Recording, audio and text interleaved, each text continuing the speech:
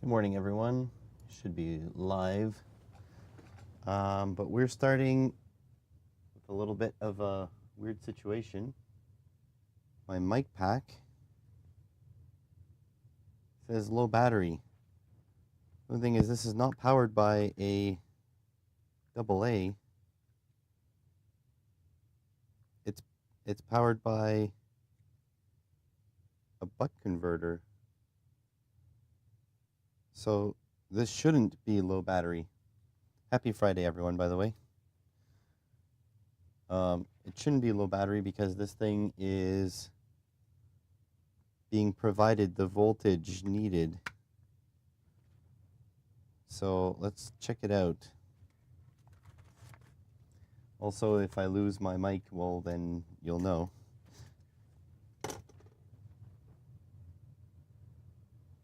Good morning, good morning. So maybe the buck converter is letting go. I put glue on it, so I don't know if I'll be able to test it. Multimeter. Over there. Multimeter.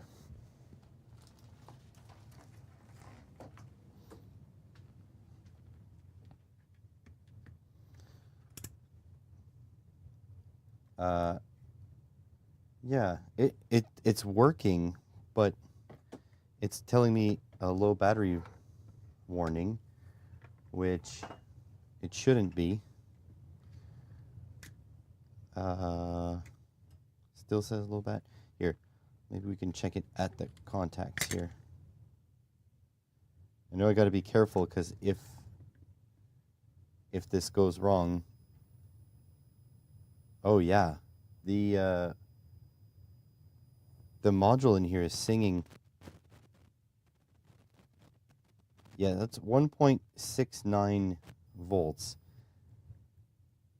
That is not low battery. Oh, 1.4. Oh, we're losing. You guys can't hear that, but there's high frequency whining.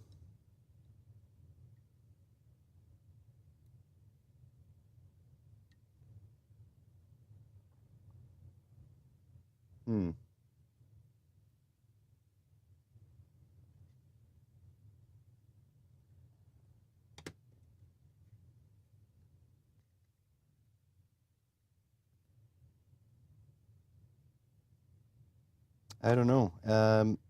You guys will just have to let me know if it fails,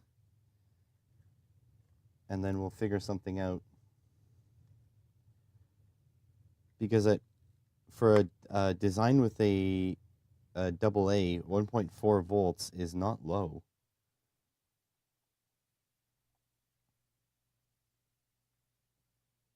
So there's definitely something up with the buck converter in here.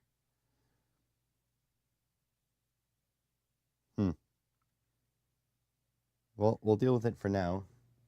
But yeah, it's like screaming at me that it's low. Oh, wow.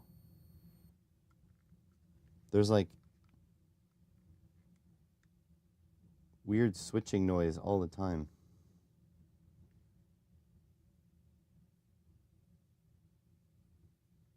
Hopefully it doesn't catch fire in my pocket, and then I'll be happy.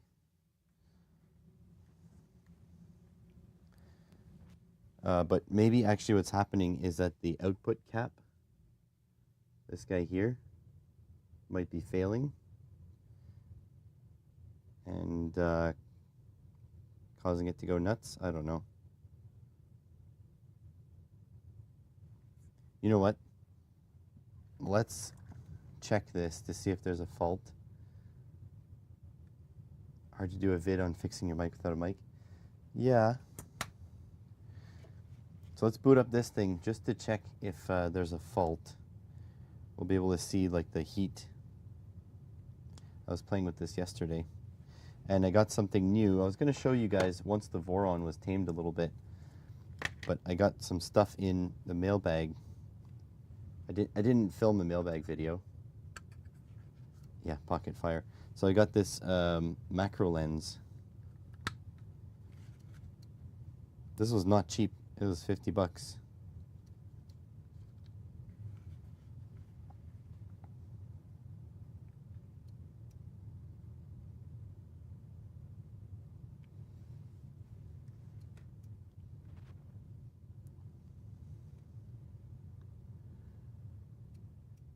So the hottest spot is 25 on the diode, so that is nothing.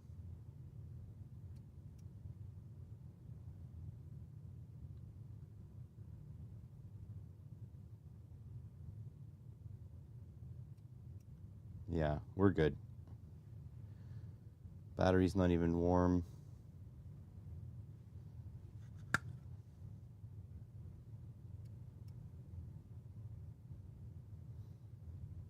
The hottest spot is on this tab here, but that's just reflecting from somewhere else. Yeah, yeah. But I wanted the, you know, okay, so this thing is very expensive. This thing. And so, to me, a $50 accessory was not the end of the world. But yeah, there she blows. See the magnifying properties. All right, well, enough of that. So, the Voron then. Let's see. This one. Oh, geez. My mic wasn't back in my pocket. So, let me tell you, to get this thing working, like talking to the web interface, was not fun.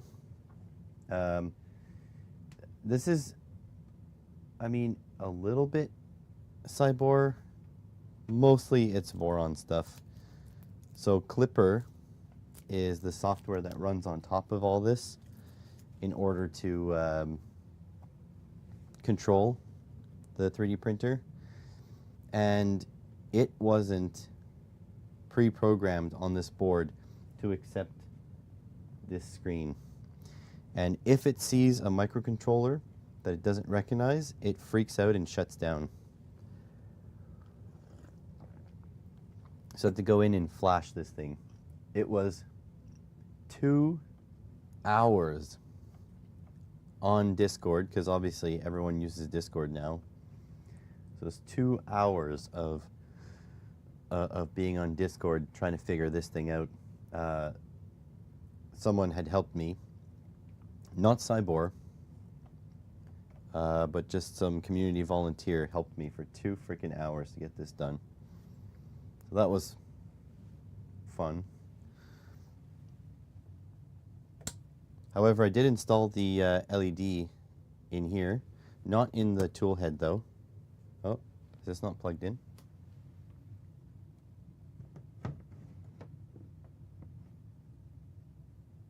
Oh, it is plugged in. Okay, just the LEDs don't do anything.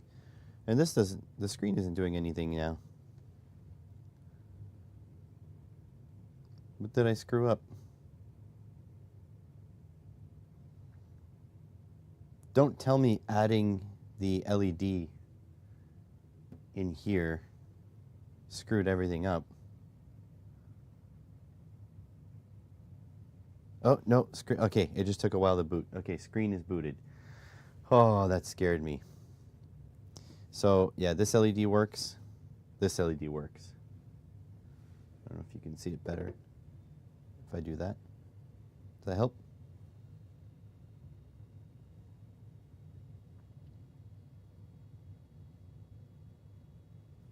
Thermistors are reporting 18 degrees Celsius.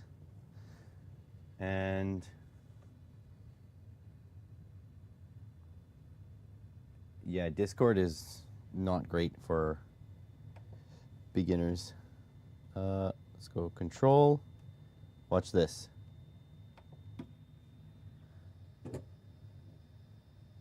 So that is homing. That is homing. And then this guy's gonna home.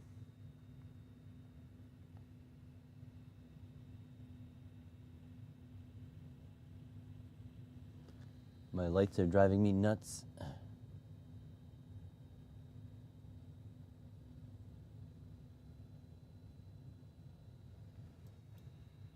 That homed. Now it's heading back up.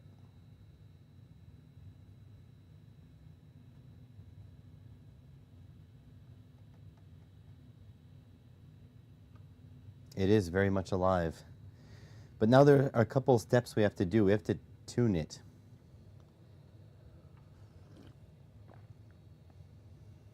We have to do a PID tuning for the 2 heaters.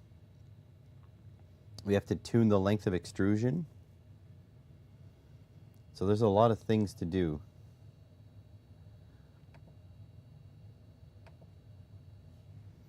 So it's nice to have a little screen there. We can have the web interface. How's it going, Johnny?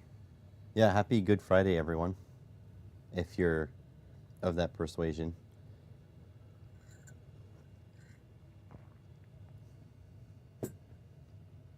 I do want to strangle these lights. All right, so let's go research what the next steps are. Certainly we're gonna have to tune, like we're definitely gonna have to tune the heaters.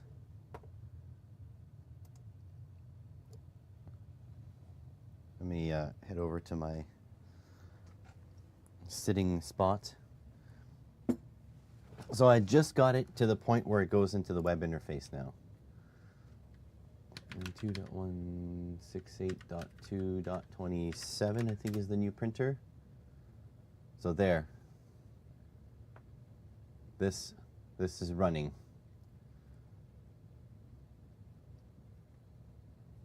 So all this works. All right. Once you finished your V0 build,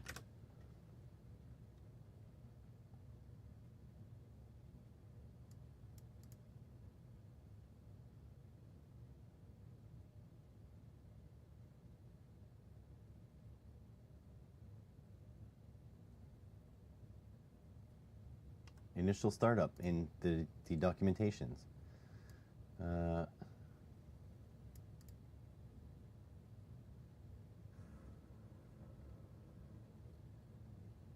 Yeah, good.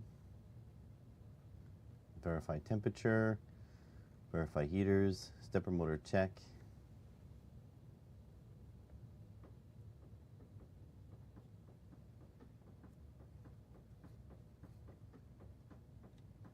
Okay, good.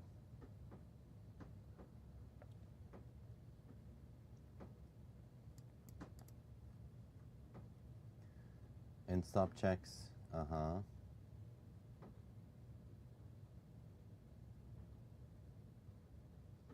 XY homing check, did that. Okay, this is all good.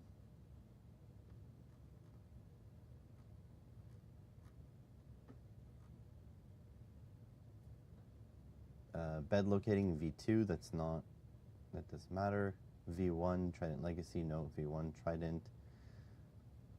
Define 00, that's V1. V1, okay. V0 uses bed assembly to contact the Z end stop switch readjustable screw in the T8 nut block.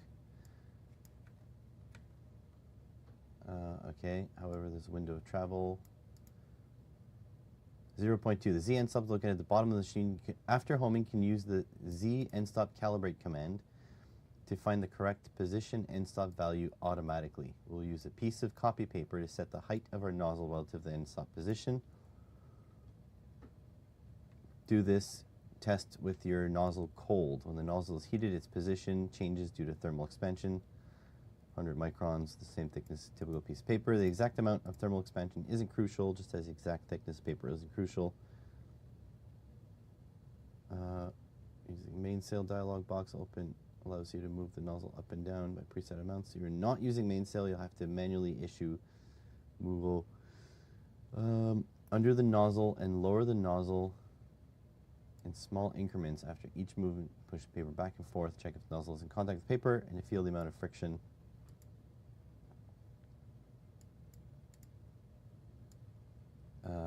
Accept button or manually issue the accept command. Okay, but the problem is, do you level the bed first?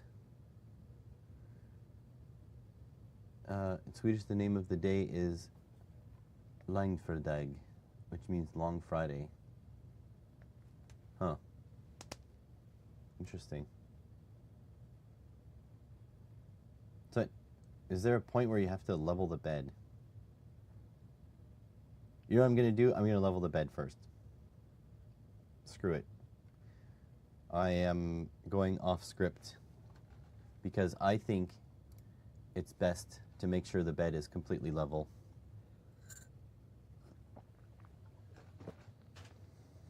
All right. I can use my be right back coffee sign. I'll just cut a little piece of it.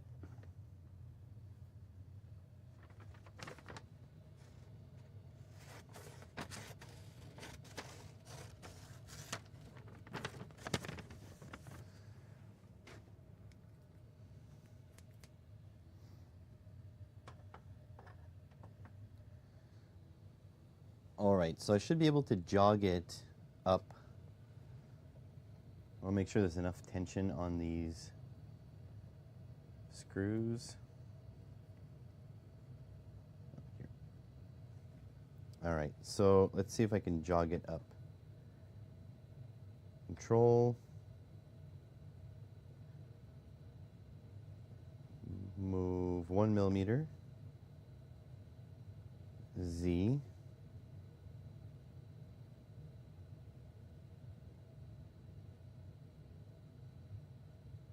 It's not moving Z. Oh! You move it and then you hit OK. Okay.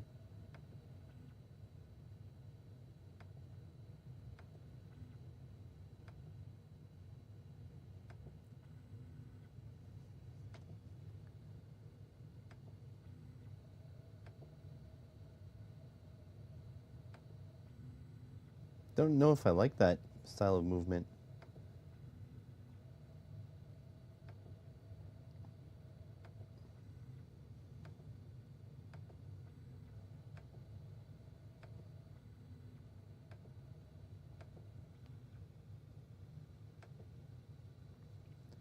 If I put just Z0, oh, that's bad.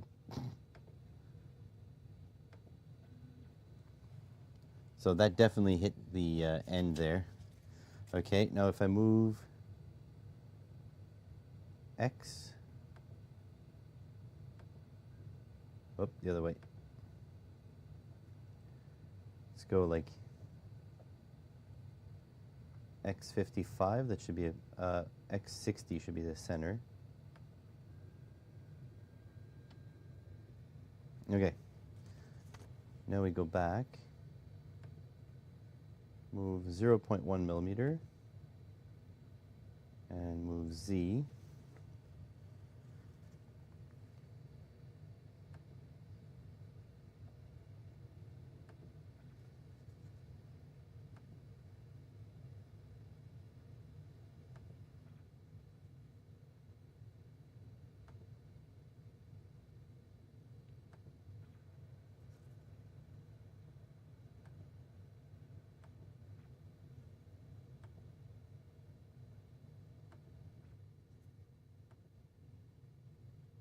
Okay, you can't go closer than Z0, and it's still quite a distance away.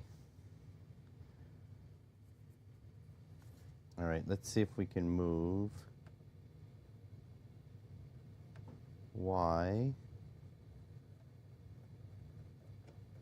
to nearly 0.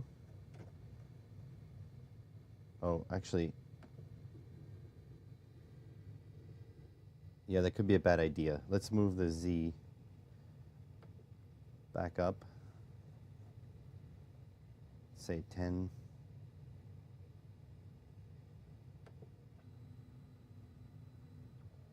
Okay, now move the Y pretty much all the way to the back.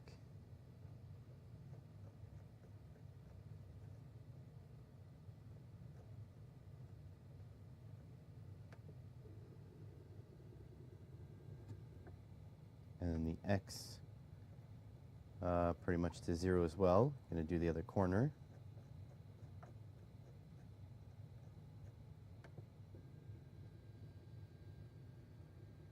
That's too far.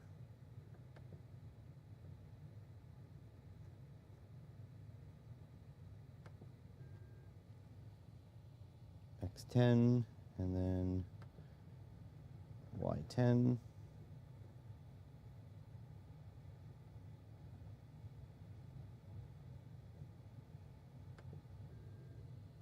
Okay, and then move the Z back up. Let's go 2 millimeters. Okay, just make sure.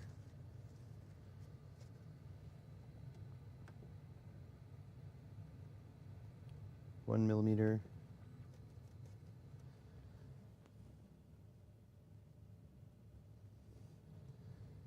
I mean, it looks pretty equal. Half a mil.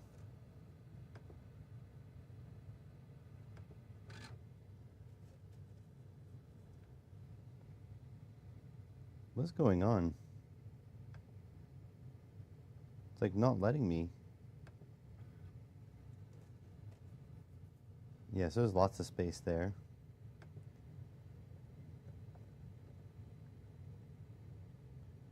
So I can't level the bed because it's not letting me get close enough.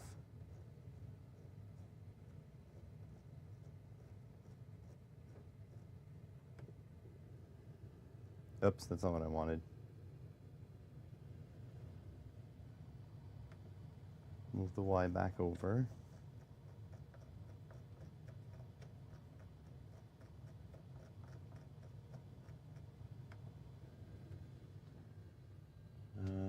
Level bed would be part of the actual build process.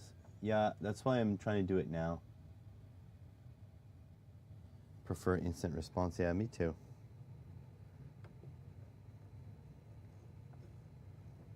I have to say the usability is pretty good.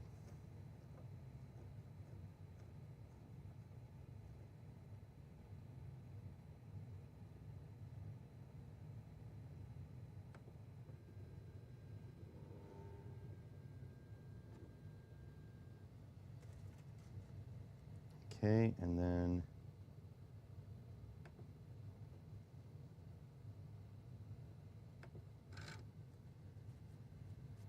that's all the way. Hey.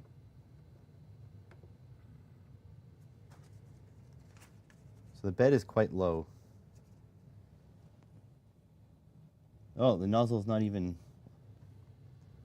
Okay, hang on.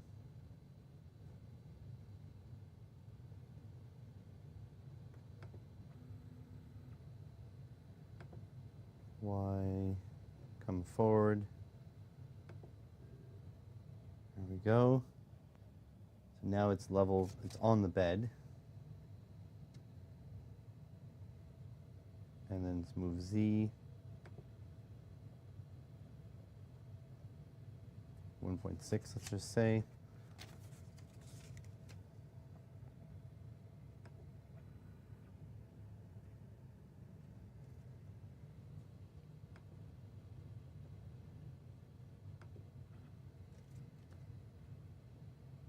One.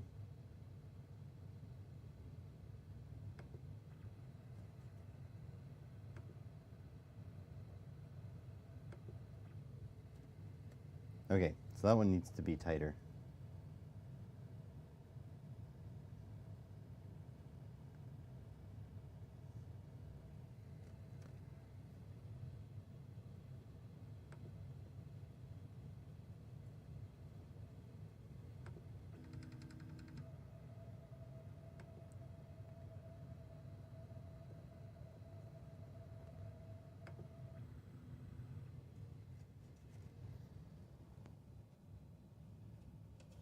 Okay, well now they're all far away, so there's that.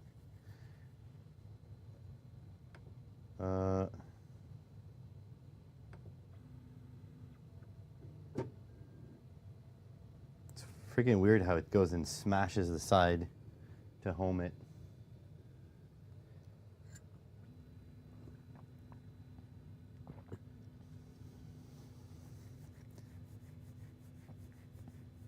I'm gonna do the bed level after, I guess.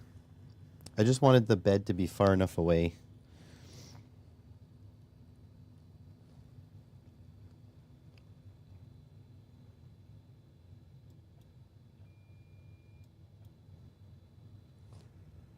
And then up it goes. I wish I had a little paintbrush so I can go and put a little bit more lube on the stuff.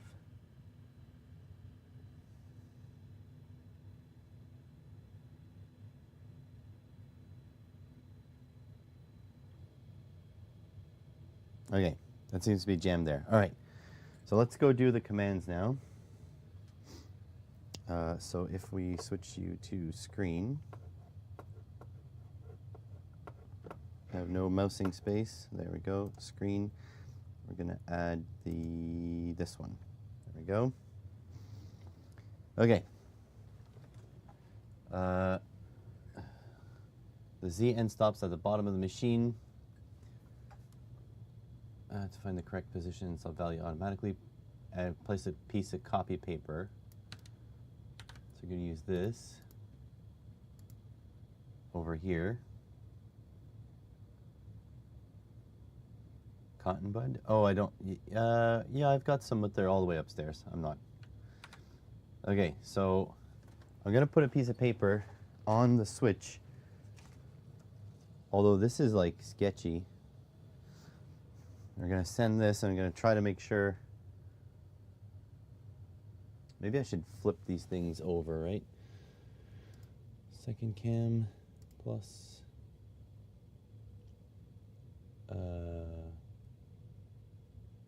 display capture, add existing, main screen.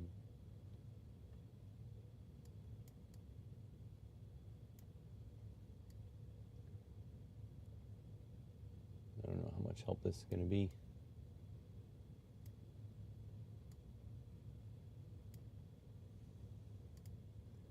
All right, sending it.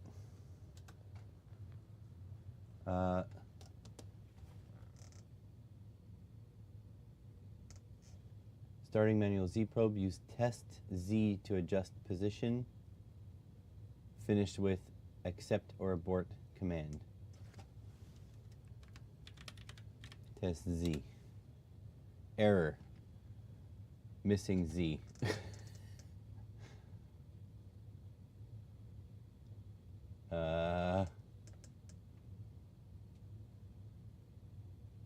Use test Z to adjust position. What does that mean?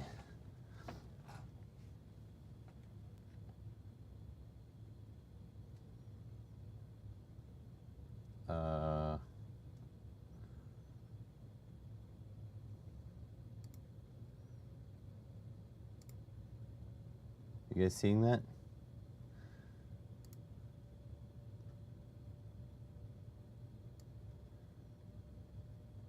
Do this test with nozzle cold, blah, blah, blah.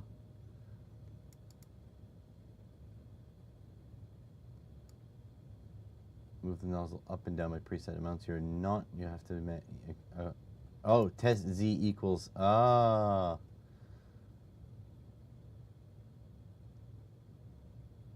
under the nozzle, lower the nozzle in small increments. After each movement, push the paper. Okay, okay. So I'm doing it wrong. I'm doing it wrong. But you really got to be right next to your printer then. So this is Z there. All right, second cam. Okay, so the printer paper comes here, in there, and then we want probably middle, so go 60, 60, and then we'll go 10.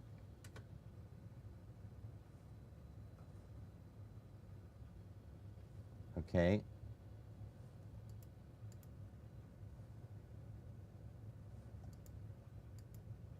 Not even close yet.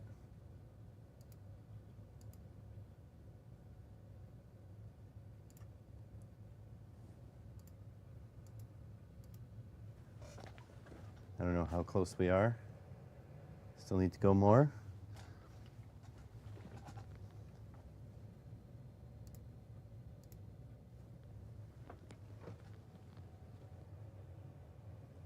Nope. Still need to go more.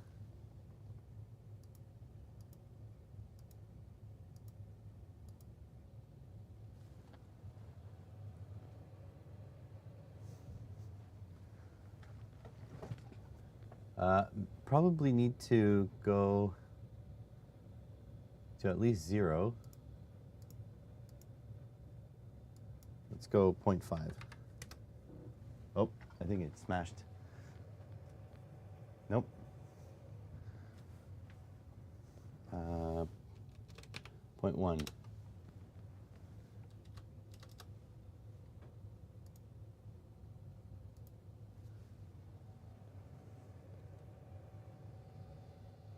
Okay.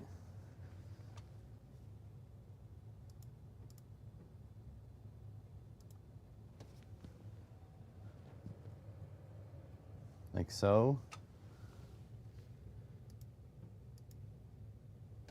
So I'm at Z0, and I've got no more space.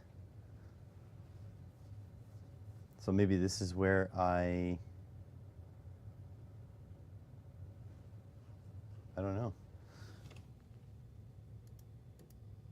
Oh, we're at negatives. Okay, we can go negative. We're good. Keep going.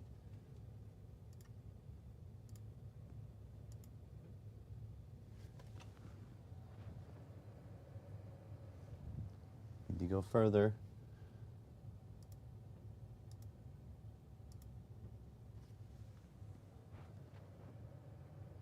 Still tons of space to go.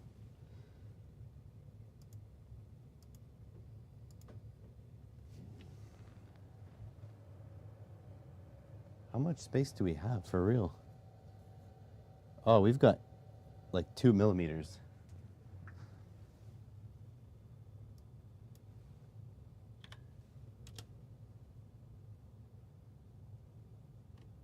Okay.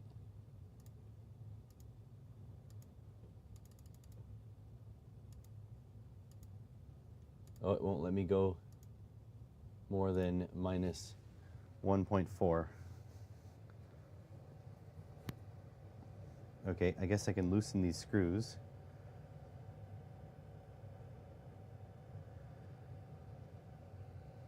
To move the bed up.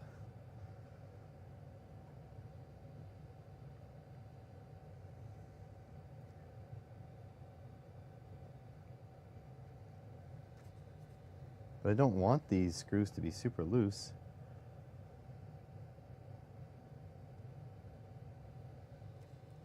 Oh.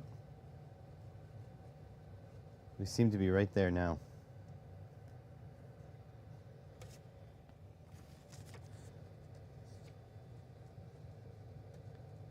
We have a moderate amount of drag. So let's try that. Let's go accept. Manual probe failed.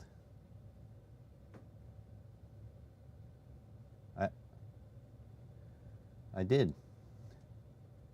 I did do this.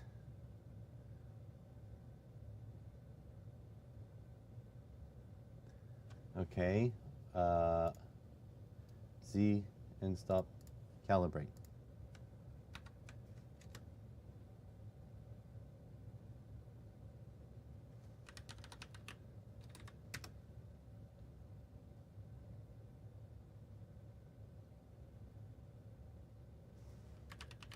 Test Z equals negative 1.4. 0.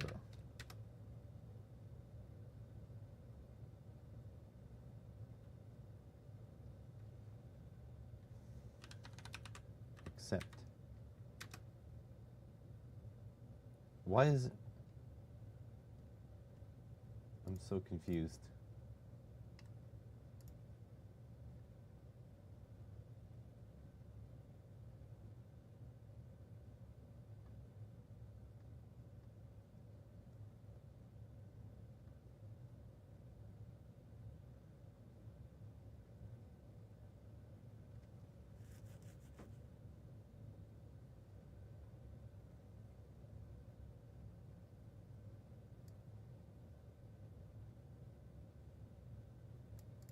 To the right is the height of the last probe attempt.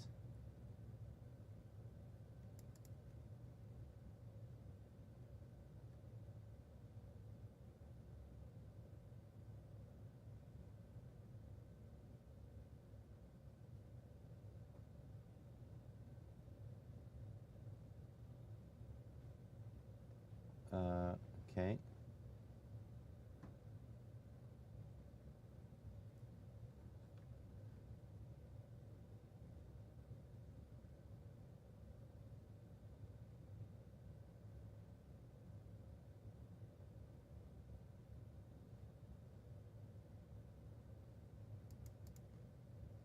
Okay, well, this just says, maybe it's because I'm in the negative.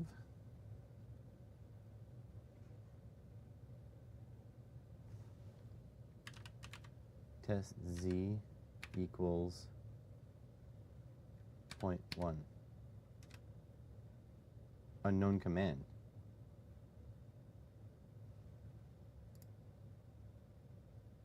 Is this not what this says? Oh, test z equals 0.1.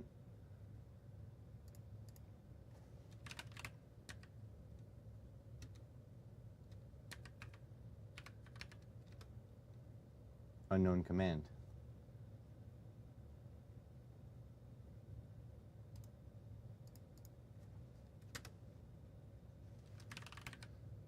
Z equals 0.1. Okay.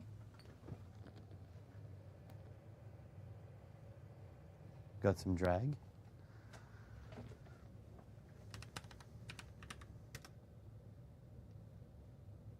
Manual probe failed.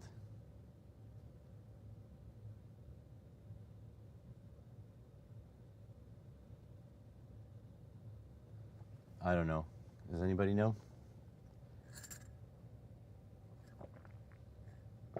Here's an idea. Home the axes and see if we end up at the same Z spot.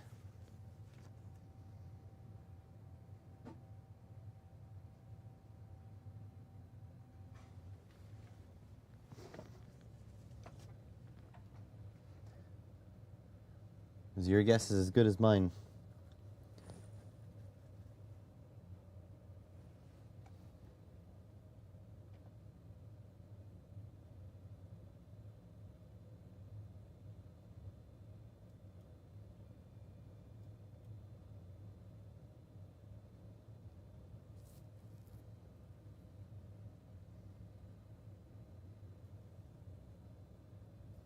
Oh, look, there's a bed screws adjust command right there.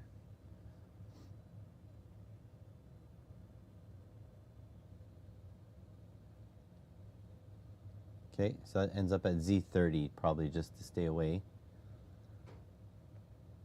Okay.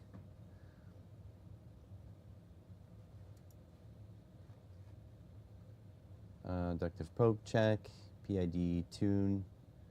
Okay.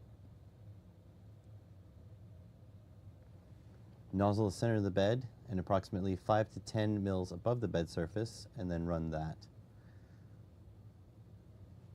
Okay, so let's copy this.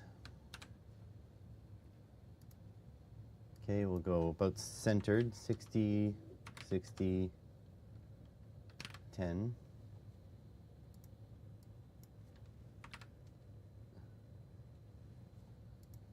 Why won't you let me put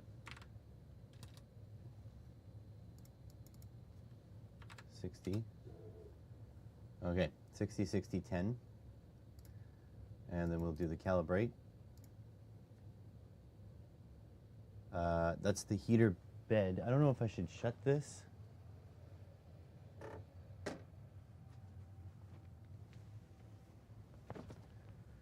Let's try. Anyways, there'll be a routine now. It might take, you know, whatever, a little bit of time.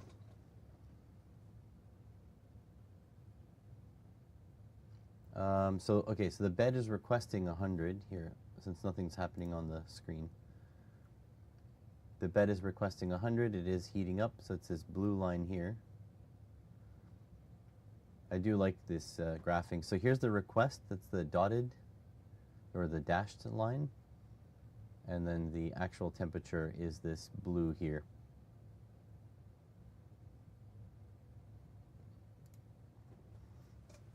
Actually, I am quite interested in what's going on here. So I'm going to get my Unity thermocouple, and we will be monitoring the chamber temperature. I want to know what's the temperature inside. I need some AAAs though.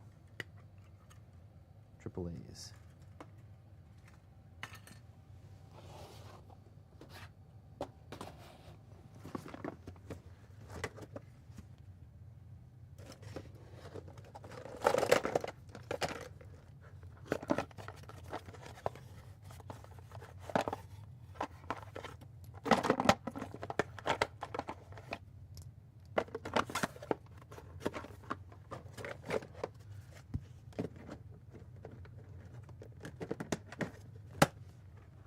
So there are some V0 mods that allow you to put a chamber thermistor in, but at the moment I'll just want this to be printing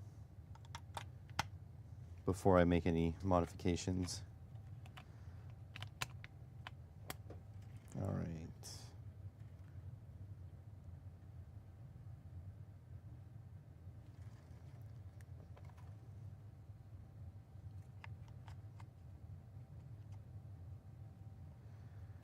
Apparently my cells don't have enough voltage. It won't turn it on.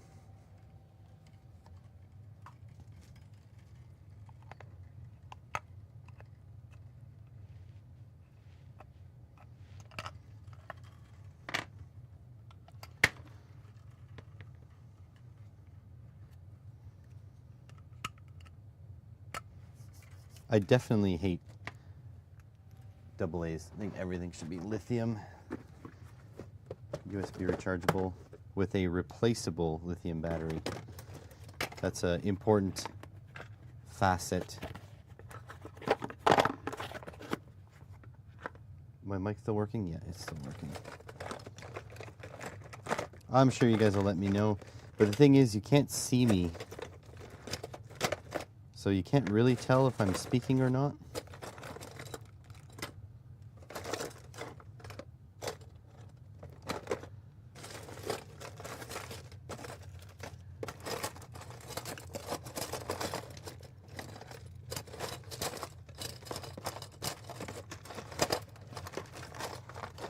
Okay, found 3 AAAs. Don't know if they're any good.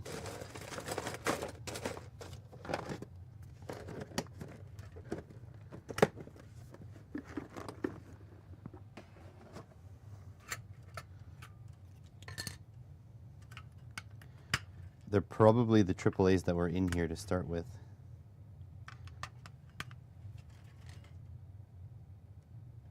It works. Good. All right. So, can you guys see that? Yeah. So T1 is going to go in here.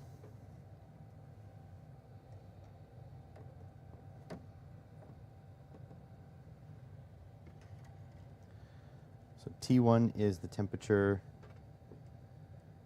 inside the front there.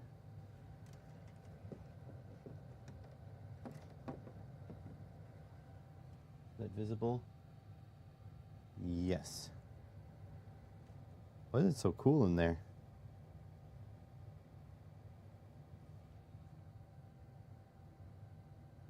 The heater bed should be heating.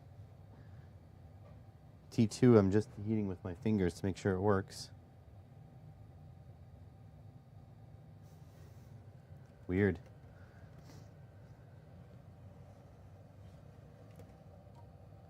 Can't really get into the electronics enclosure. And I don't want to stuff this underneath because the AC wiring is there. Whatever, I'll put this.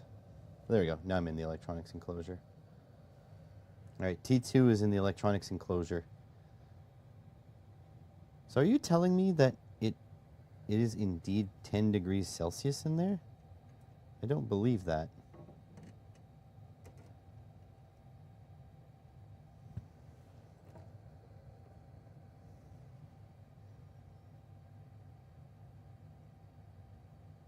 It's going 9 degrees Celsius?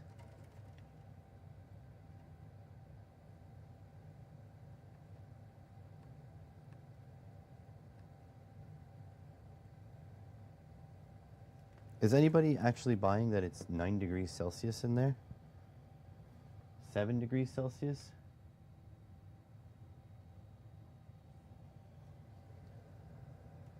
What is going on?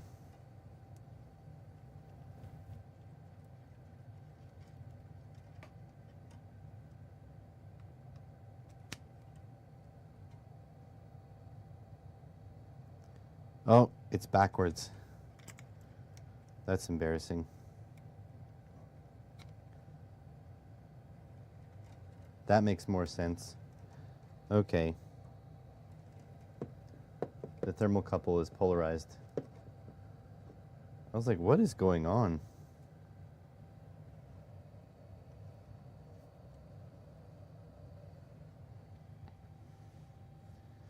Okay, so chamber is 32C right now. That makes more sense.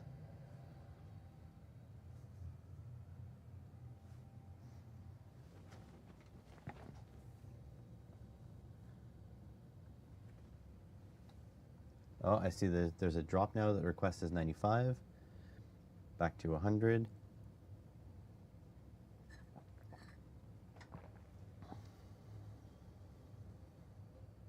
So the ideal chamber temperature for ABS is something like 60, 70.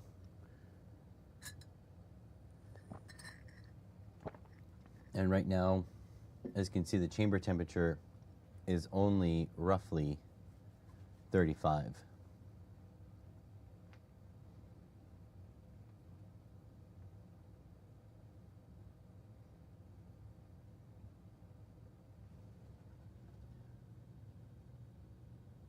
So not nearly as warm as it needs to be. And the thing is, the temperature is not actually going up. It's like stuck at like 34, 35. That's interesting. Oh, apparently the Nevermore will also help with that. So I've actually got all the parts for the Nevermore printed. I'm just waiting for the parts to arrive from China now. Actually, I should track it while we wait. Let's see. Account, my orders, track order.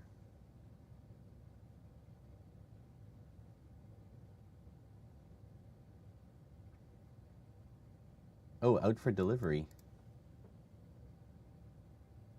on the 27th. That doesn't make sense. Who's delivering it?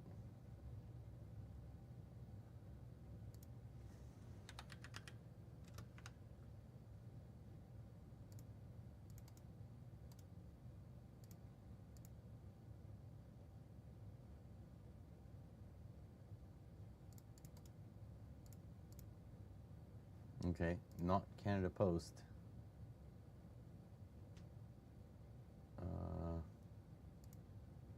Singapore Post.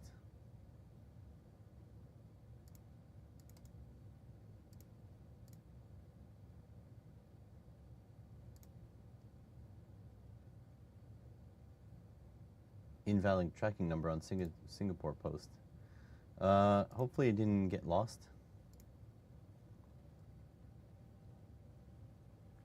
So you can see here what's happening with the PID. It's tuning the amount of time, or the amount of power, the PID of the heater bed. Chamber temperature is rising. Also, I guess the nozzle ends up being a bit of a chamber temperature thing.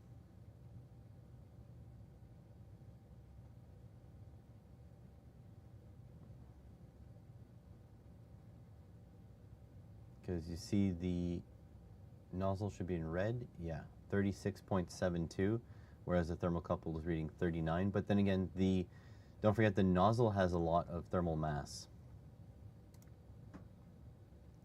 Let's crop this. Transform,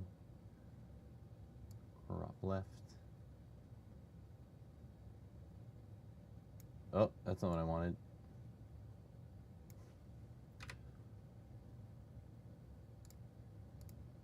This one. Edit, transform.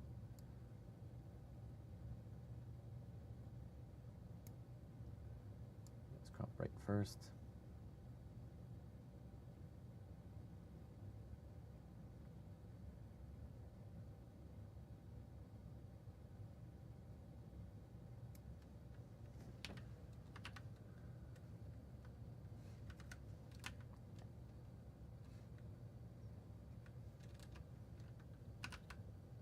Oh, 300 pixels. Should be good. Left, 300. Go top, 100, and bottom, 100.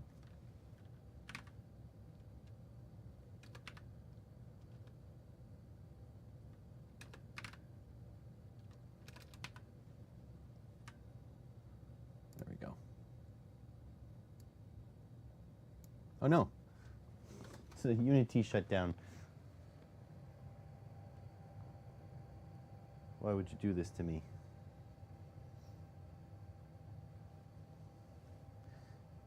I have to figure out if it's something settable that I can make it not turn off.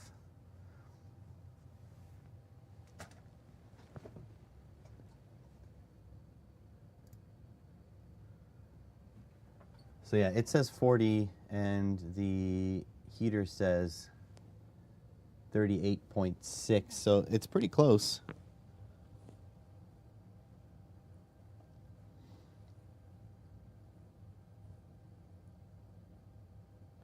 Oh. Looks like I can just hit save config and restart the printer. Save config.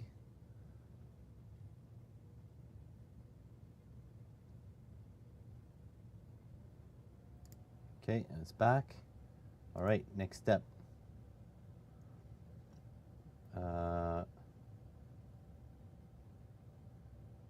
Okay, set everything to 25%. Cooling fans 25%, like so. And then if I grab PID calibrate, heater equals extruder.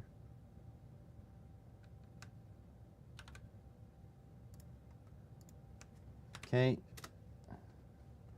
give her. That's pretty cool. You can see the ripples here. There we go. Heater is heating up.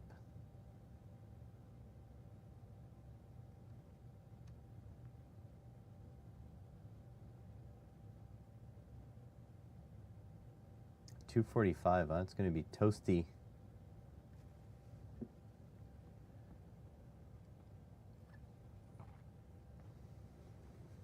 Just want to make sure that the part cooling fans are indeed running.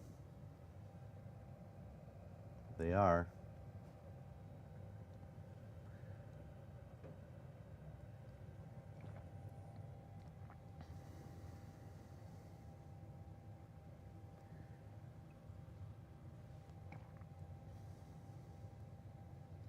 I don't know if this LED going all nuts now means something.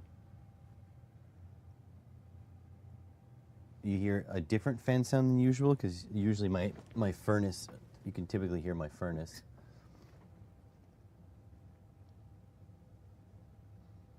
So apparently this takes less time than the bed heater. Oh, it's done. Look at that.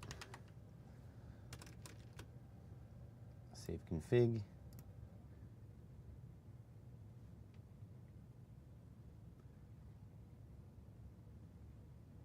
Okay. Bed leveling. Oh, you do it after. Bed screws adjust.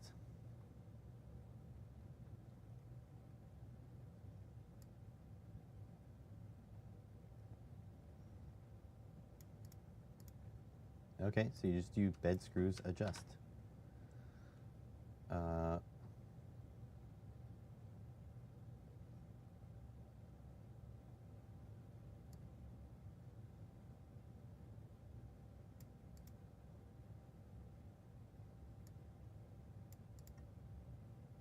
Okay. Let's let the hot end cool a little bit. I'll let some cool air come in.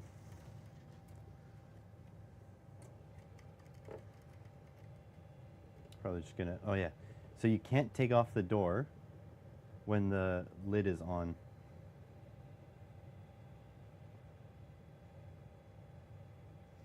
So I gotta let everything cool down a little bit.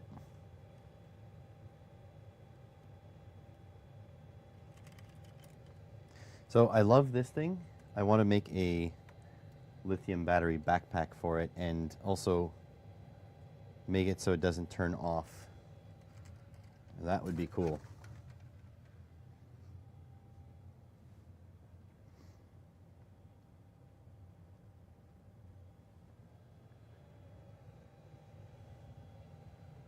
It is a little warm in there. It's nice. Oh yeah, and while I'm here, and while we're waiting, so here's one mounting bracket, two mounting brackets. Here is the two-piece cover. Some of you already seen this from another stream. It's two-piece cover for the fan. You have to just butcher your fan, put it in there. And this is made out of PETG. Hopefully it can handle the heat. If it can't, well then I'm going to reprint it in ABS. And then here is the two-piece cover. This is quite fragile. Really don't know how to separate this. There we go. This is where the media goes in. So you put your carbon in there, and there's a lid for it. Has a few strengthening ribs, and this will be installed inside here. All this stuff inside there on that side. You can do it on either side, but I think I'll go this side because the drag chain won't be in the way. So yeah, this is going to fit like in there. This is still very warm. The chamber keeps things quite warm. I could open the top to make it cool down a little bit faster, but reasons.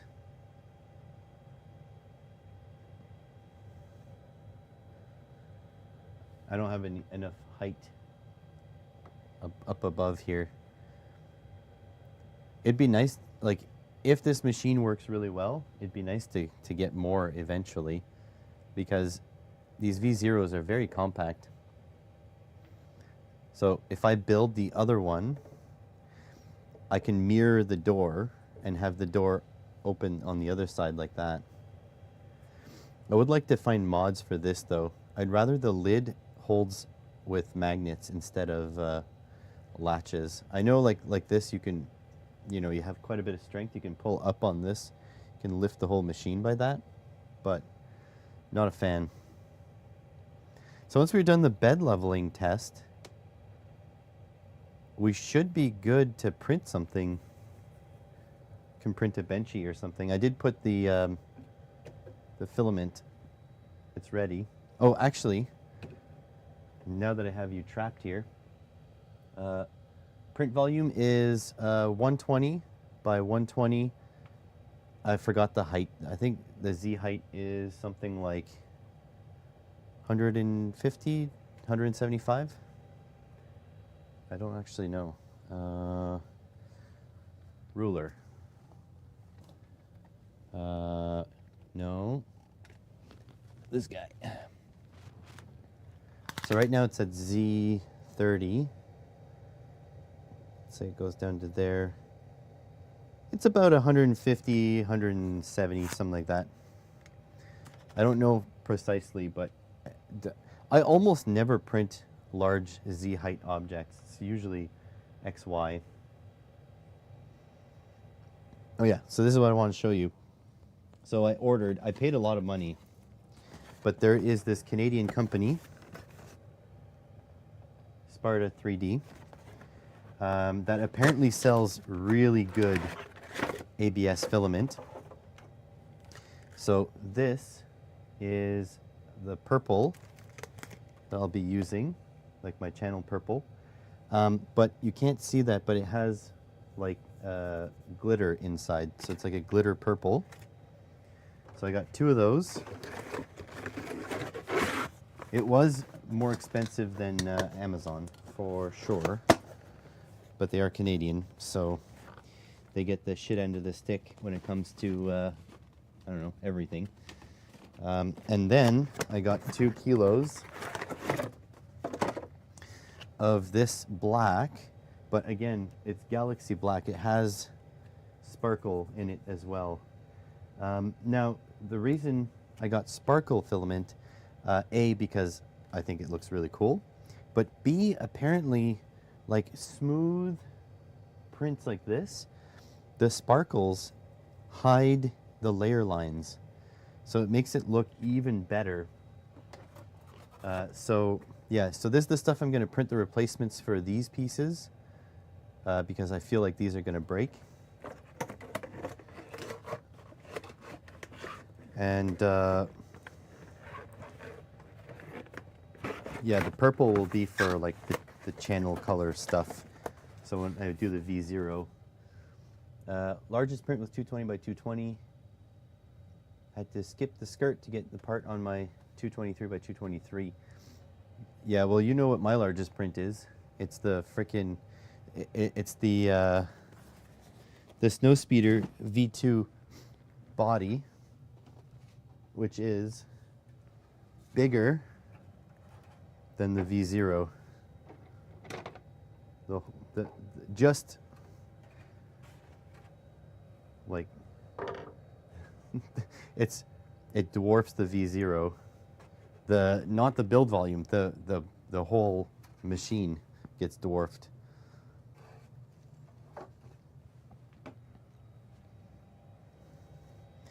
So yeah, Nevermore. I need to set this up before printing ABS, because apparently this lets you print ABS unventilated. So can't wait to see that. I will still put it in a ventilated area, but you can apparently print unventilated with it. And then, yeah, we'll be good for ABS. All right, let's do the... Yeah, it's gigantic. I think it's 300 and... Here, let me measure the Z height. I forgot, 350 mil height, I think. Z height is like 380. It pretty much, I don't feel like it was 380, but like 370, something like that, 375. It pretty much maxed out the Z height of the Neptune 4 Max. No, I still print on the Elegoo, but I print, this is going to sound stupid. I don't print really big items on the Elegoo because of the nozzle drag. And they said they were going to make it right by sending me another one, but then they ghosted. So, yeah. I don't blame them. It's like they probably have a bunch of support tickets to deal with. And why would they send one to a guy they've already sent a free one to? Old printers, this new one. I cheaped out and got the one with two. Oh, the XL, the Prusa XL. Yeah. I would like a Prusa XL. It's just way too expensive. For the Prusa XL, I can build another V0 and a 2.4. All right, so let's do the bed screws adjust. Must home access first. Okay. There we go. G28 that ass.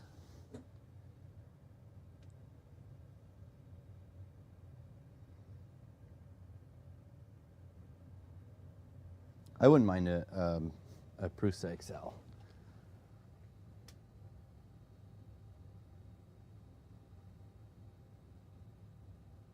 Yeah, I agree. Their support is excellent. I mean, I never had to deal with it myself.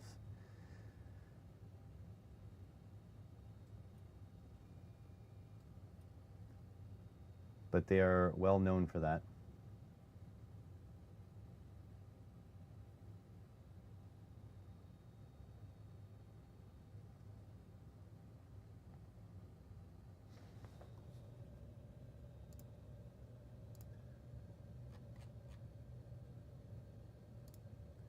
Okay, it's homed.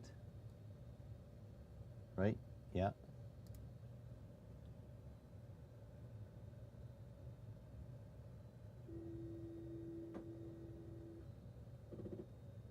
Oh, did it just freaking jam? Just front screw. Wait a minute. Are my motors backwards?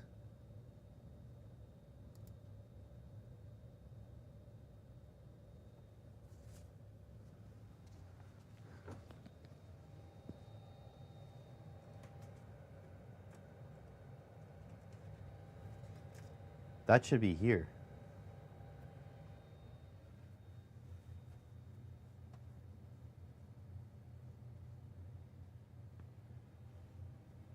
That doesn't make sense. Hang on.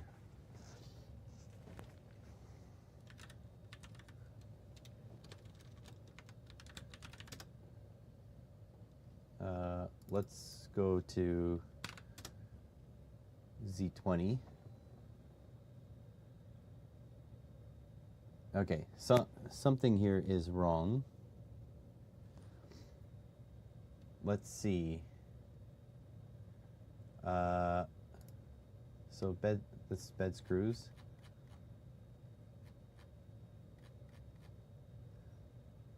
Okay. So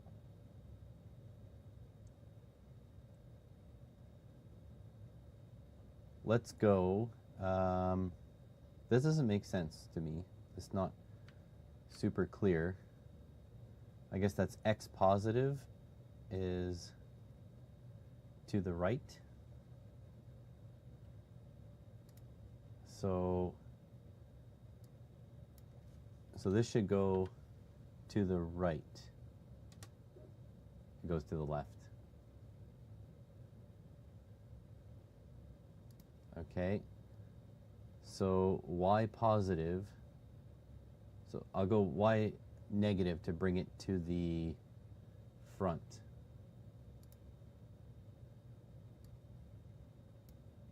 Yeah, so this is backwards. So if I go Y0, yeah, okay. So let's see.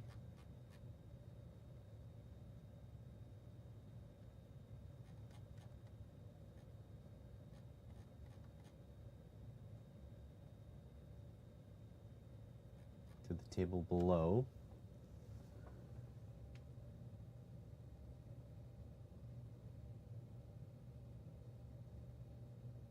So stepper A and B are inverted. Doing the family dinner today. It said tomorrow. Do people working tomorrow? All right. Enjoy. Thank you for being here, Johnny. Have a good meal.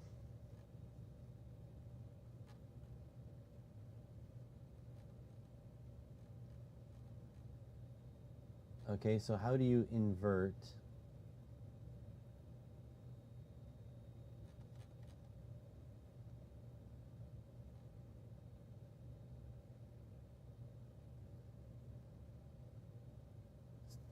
Okay, so A and B need to be inverted. And I think that's in the config. This.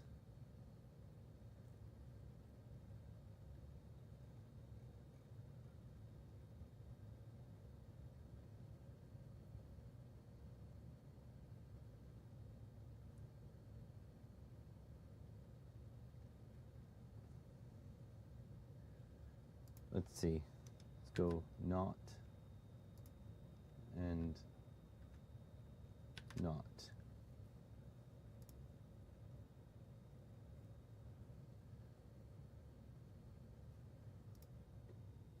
All right, restarting the printer.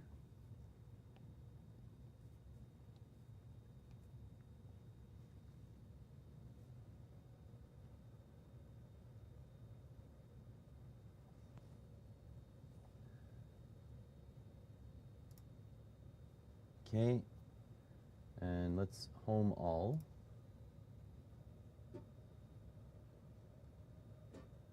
So now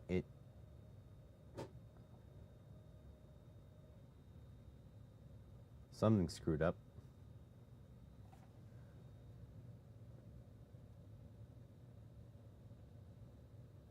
I think.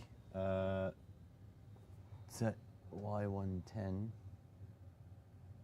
We'll see, we'll see.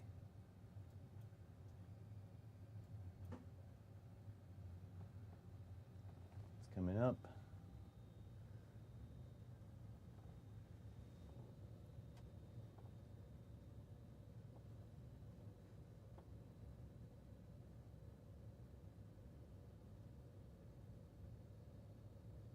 Okay, so let's go to 60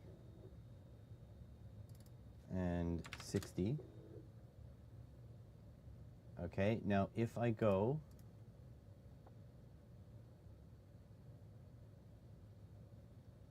X positive, it'll go to the right. So I'll go X 80. Okay, that's good. Back to 60. Now Y positive will go to the back. So I'll just go, I'll go more severe. I'll go 20. Should go towards the back. Oh, now Y is backwards.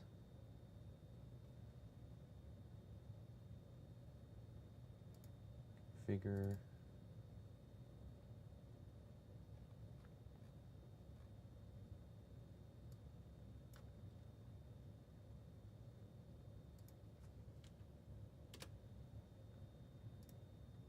Save and restart.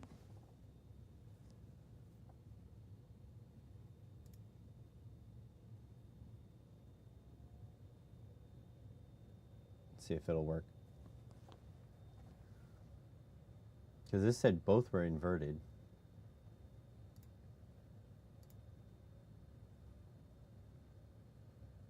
Okay. Let's home all.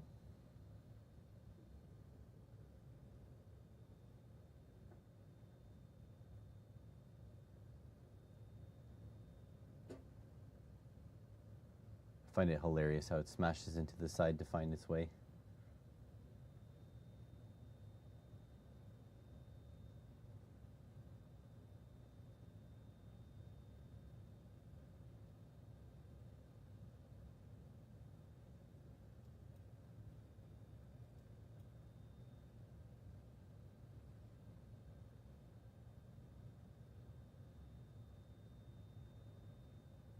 All right.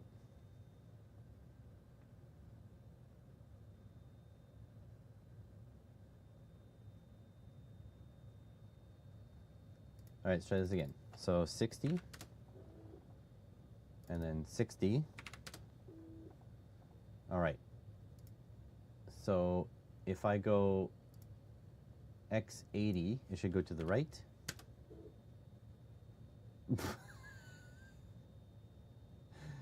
No. I made things worse. And y 80 should go to the back. Now x and y are reversed. I've done everything worse.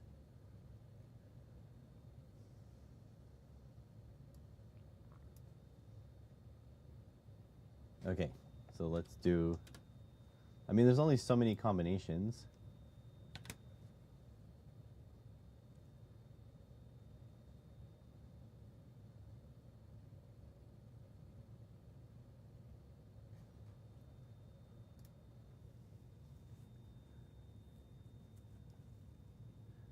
This is funny. So this talks about A and B. Stepper A, stepper B, but I don't know which one's plugged into where. So that doesn't help. Oh no. Oh no. Oh, okay. Anyways, I was looking at the wrong one, but it doesn't matter. It's the same thing. These are all the same.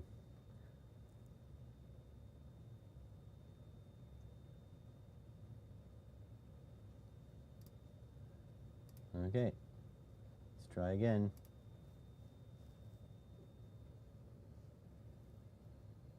Home to the front. I don't know if that's proper.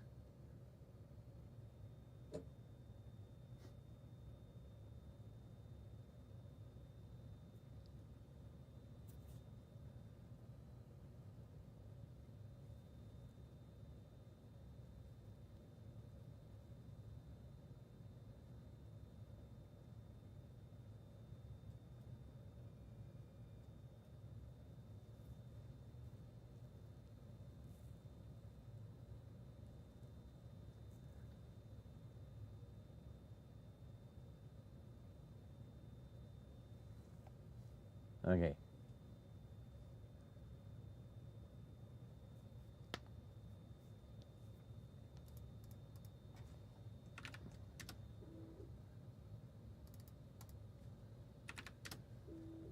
Okay, let's check this again.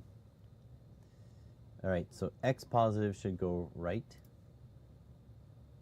So I'll go 90, so it should be obvious. Oh God. Everything's broken. Y positive should head to the back.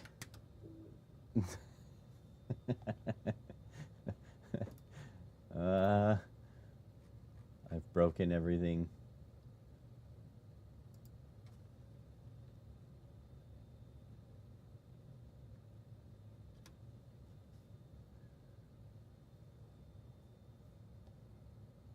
Save and restart.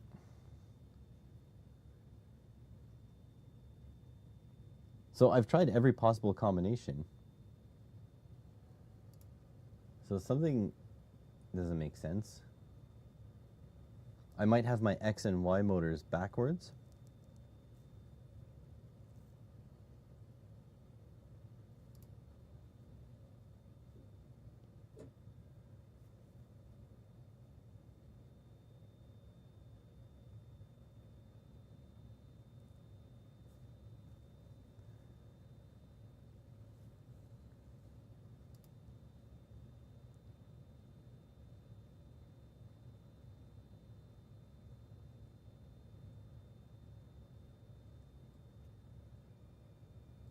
See, this says toggling the inverted flag for the stepper in the firmware, but it doesn't say like where.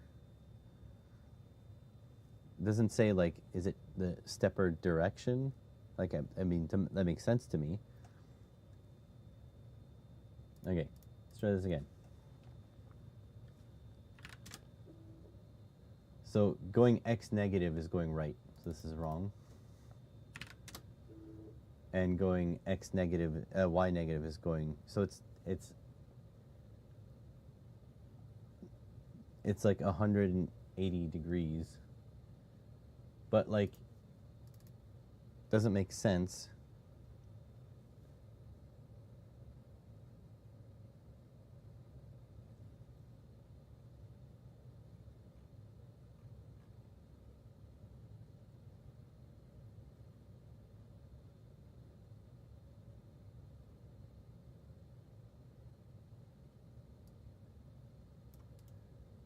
Let's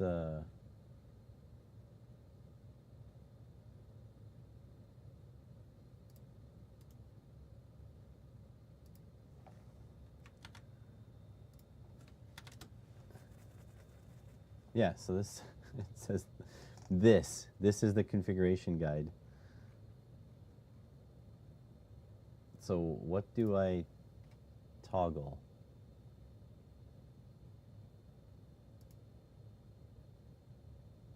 Did I try to have this backwards and the other one not backwards? Let's try that. I mean, there's only, how many? 2 to the power of 2 combinations. There's only 4 combinations. Should I be scared of this configuration? What does this do?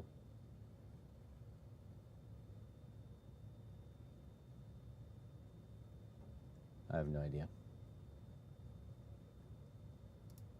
Okay, let's try this again. I am homing him every time because I don't want to run into stuff. Especially the Z-axis. I don't want to scratch up the bed surface, although I did get some new bed surfaces I'll show you guys in a little bit. Oh boy.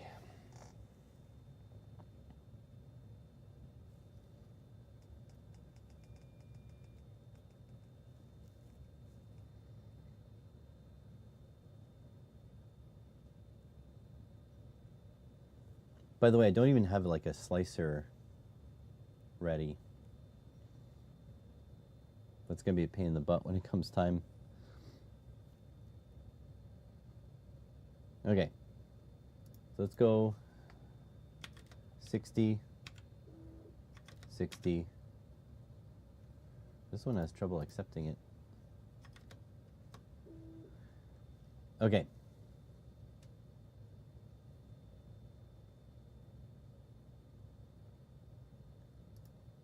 So, y positive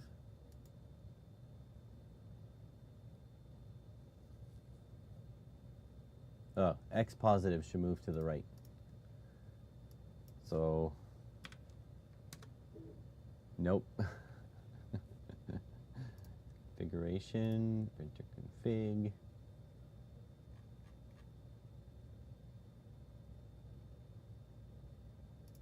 So, no. This guy.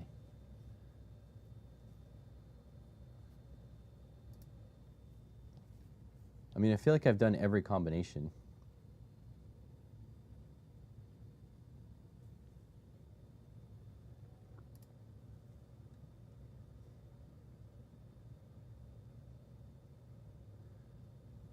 Home all again.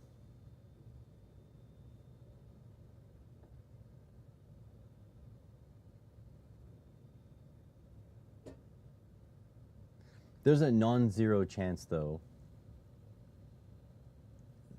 that I've plugged them in wrong.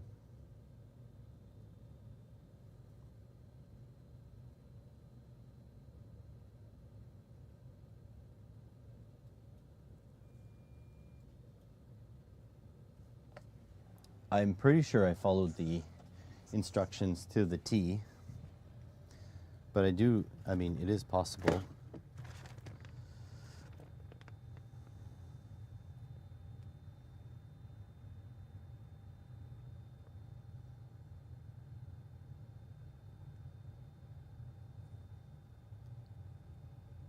But I can't see inside the back panel, so that doesn't help. It's not very helpful. Okay. I can already tell this is wrong. 60. Oh wow, this is really wrong. Okay, So if x goes positive, it's the y-axis. Or is that x?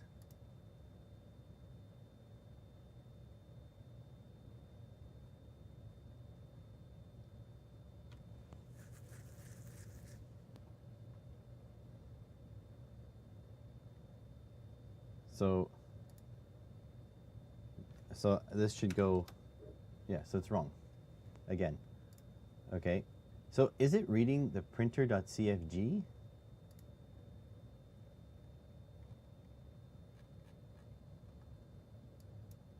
So it means now if both are back to the way it was,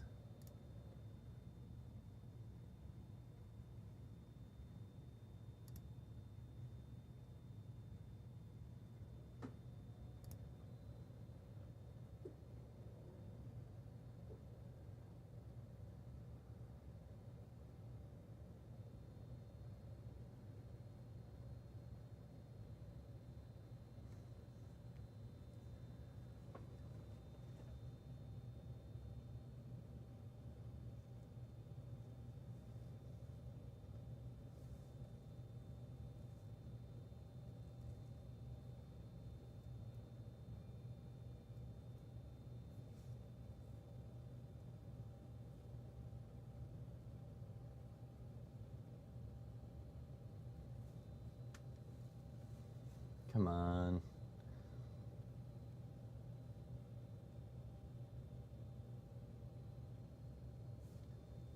Okay. Yeah, it's backwards. It's definitely backwards.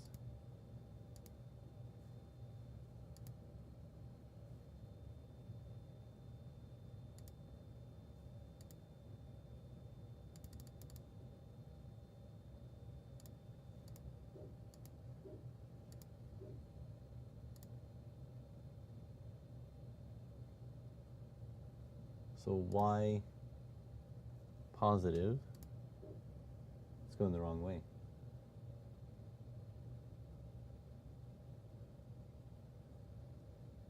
So the only other solution is that I have them plugged wrong.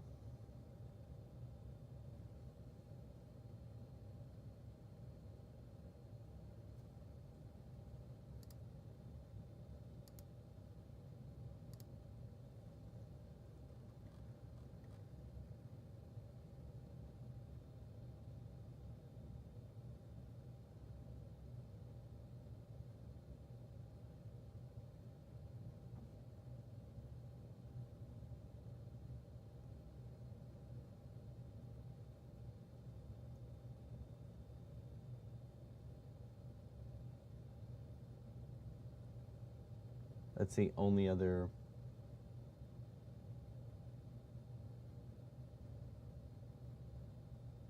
What's homing positive direction?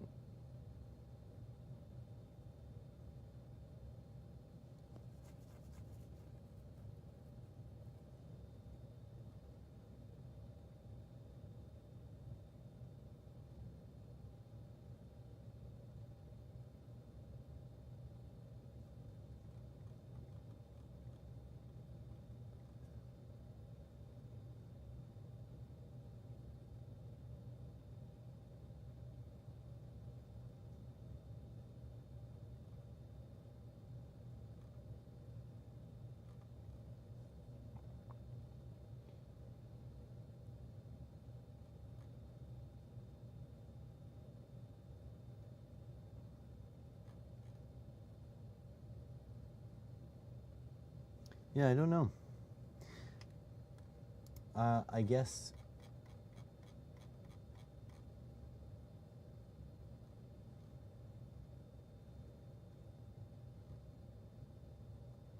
so. These are all positive. So x and y.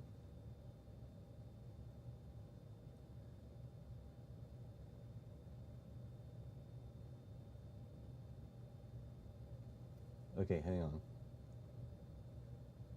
If inverted, add an exclamation before PC4.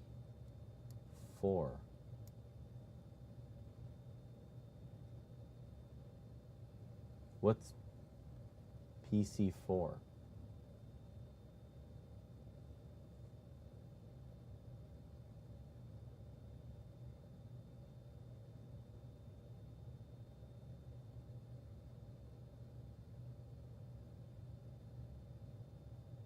before.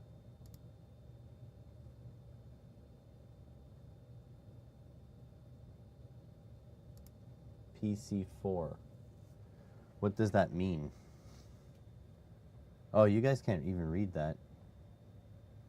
I can't justify this, sorry.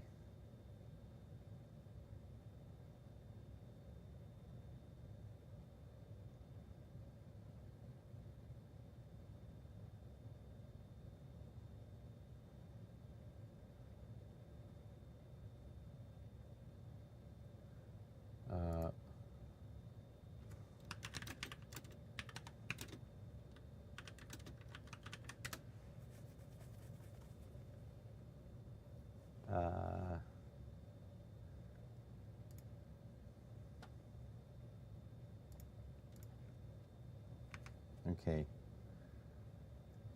Let's go back to the screen.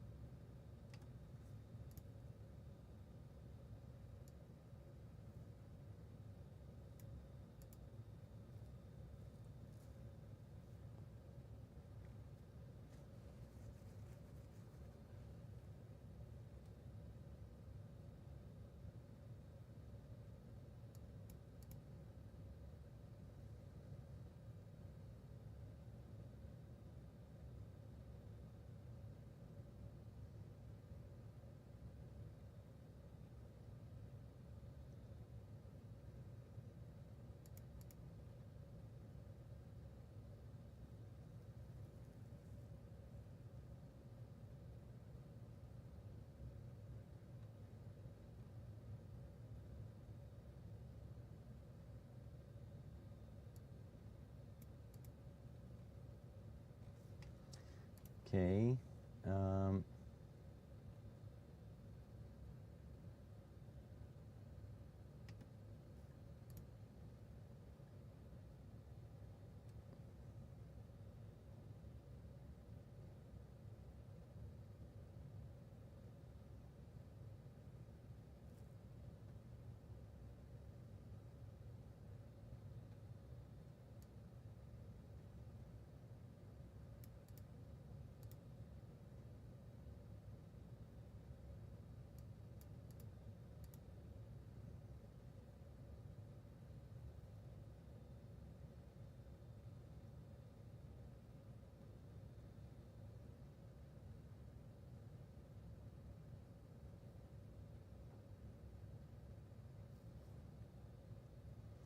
This is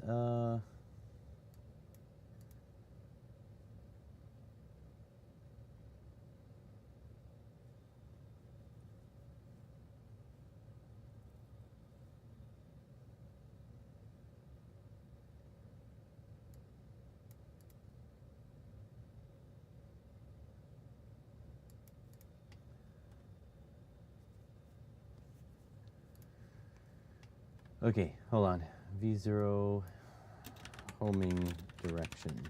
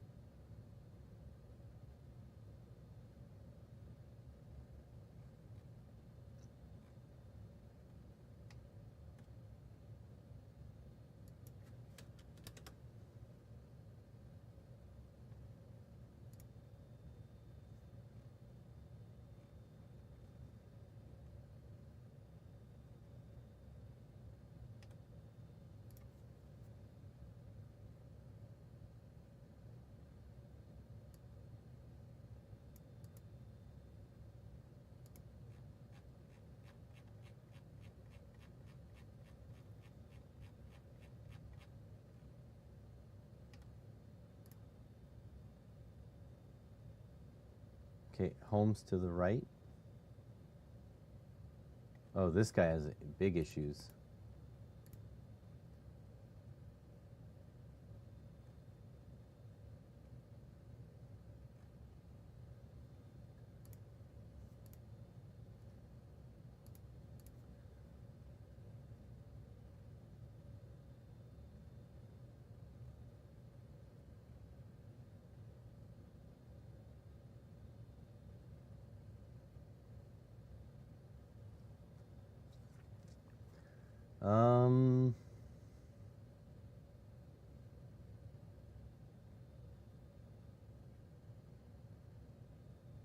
So if I'm being real honest here, the thing I'm trying to avoid right now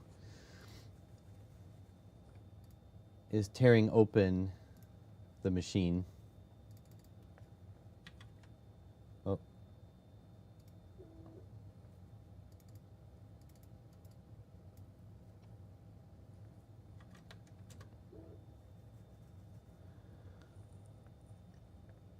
Because this, it seems to me,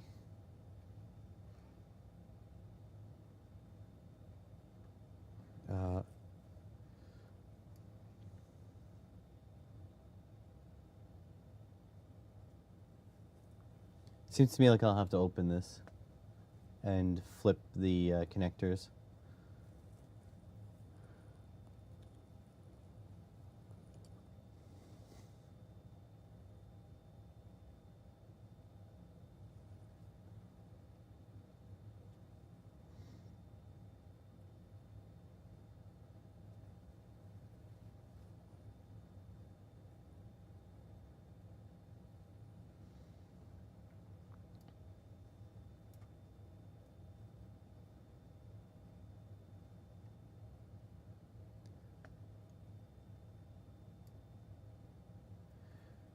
Okay, so X should home right.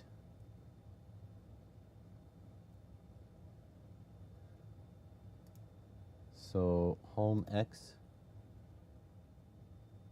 it's homing left.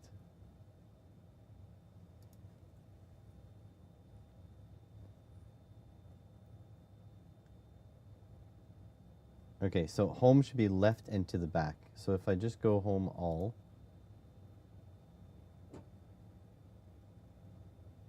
right into the back? What did I just read?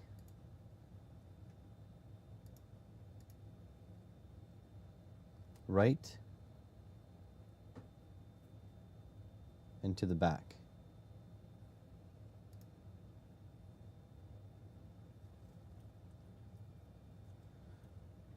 Yes, I guess I don't understand because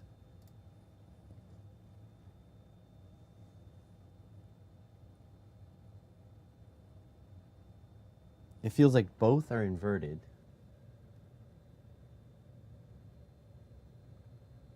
I also don't know what this means.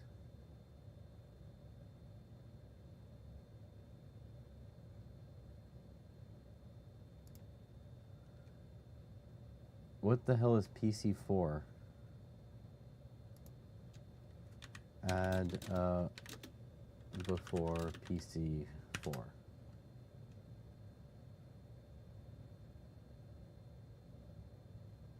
Maybe I'll just copy the whole freaking thing.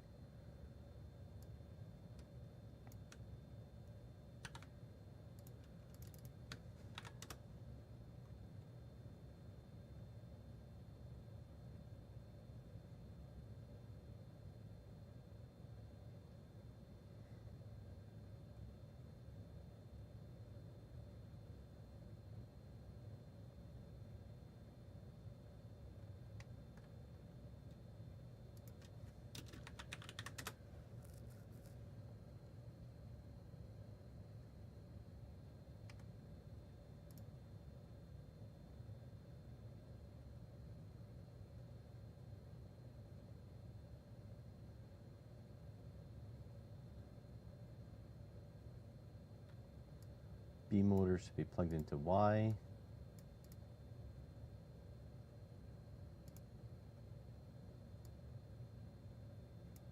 You're inverting, setting, and firmware. Do both. Leave them both as is.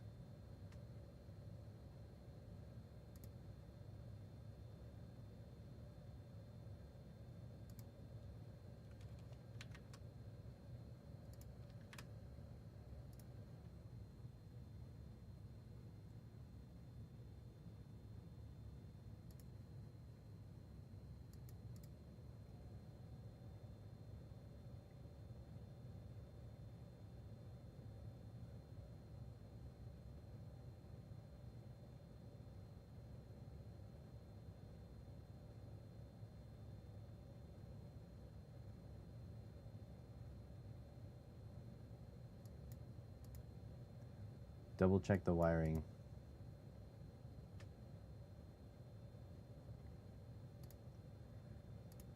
Okay, should home right into the back.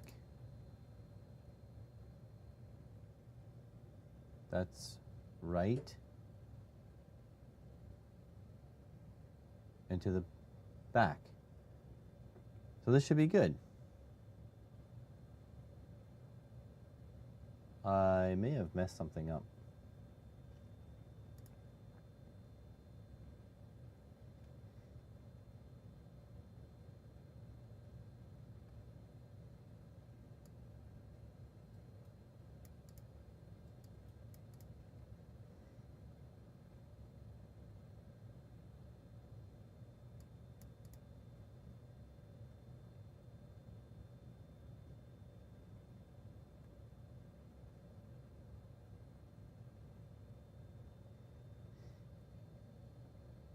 Okay, let's just do 60,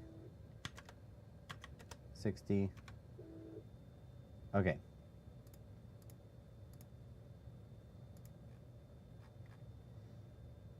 So X positive will go right. So if I put 80, it should go to the right. It does go to the right. Okay.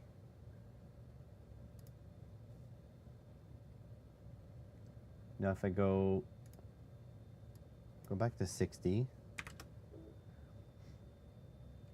Now if I go Y80, should be going towards the back. Oh, it is correct.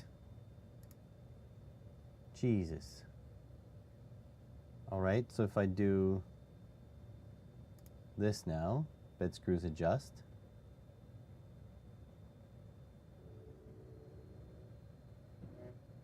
Now it's proper. Look at that. Jeez, that was difficult.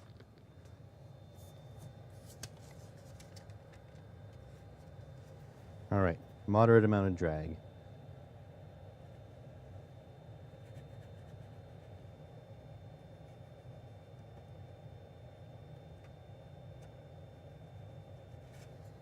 Okay. What do I do now?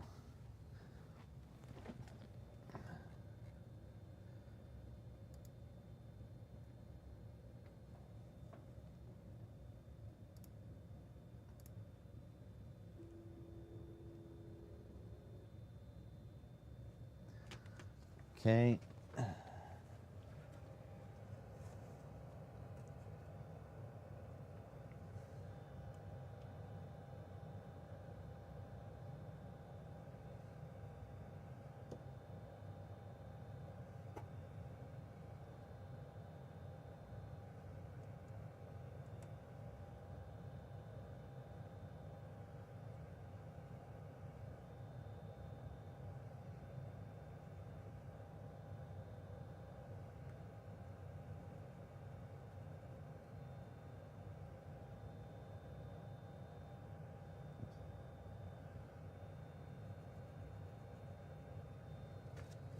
Okay.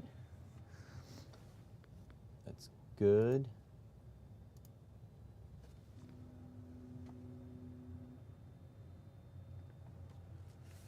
You didn't miss much, Johnny, actually. Just me, I don't know. I screwed up.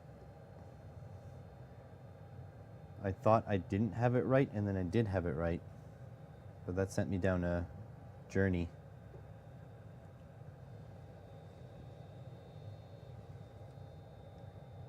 But welcome back.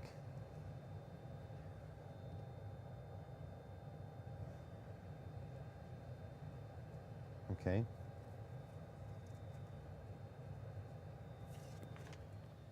Okay, now I go adjusted. It's going to go back. And now I'll just do a tiny bit of adjustment and then hit accept, right?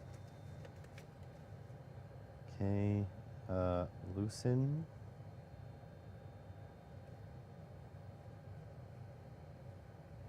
That feels about correct. Accept. We're about to print though, I think.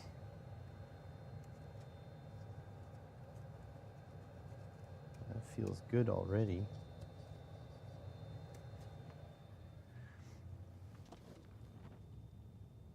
Accept.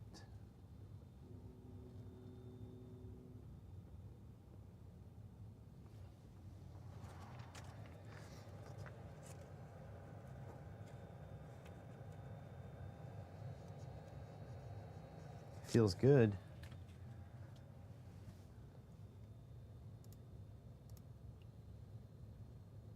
We're done. So we might be ready to print. Let's check here. Inductive probe, check. Done. Done. Done.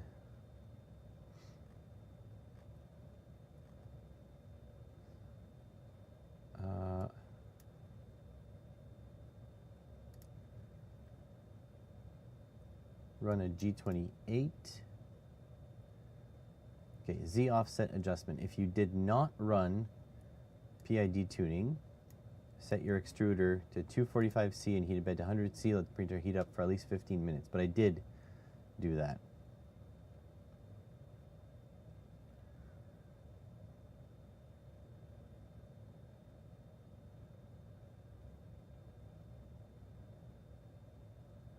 So run a G28.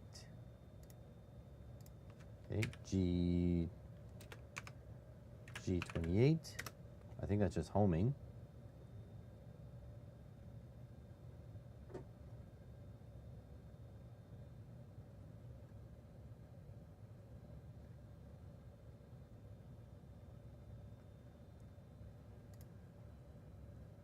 And then Z end stop calibrate again.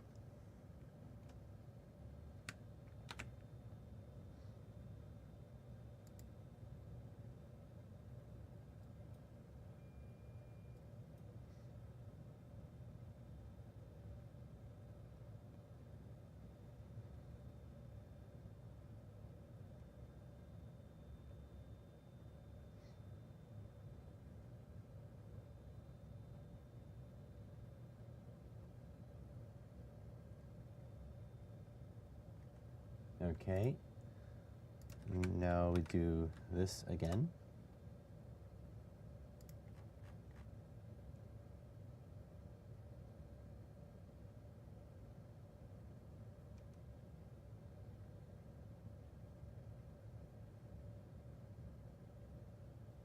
Okay.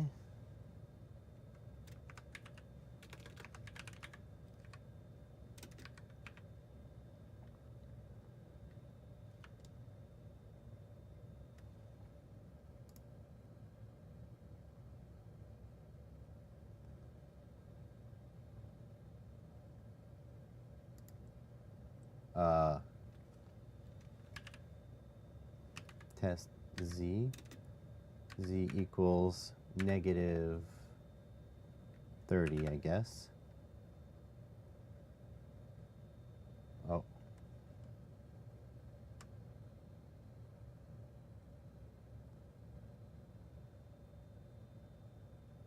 That was actually a little sketchy. Put that at 12.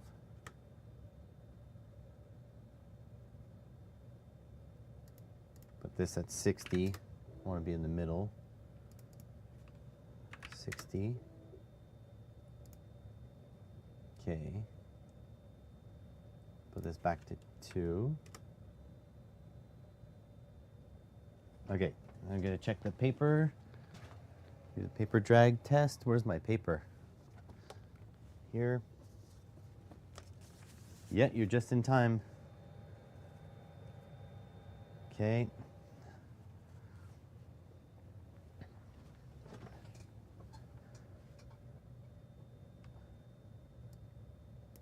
One.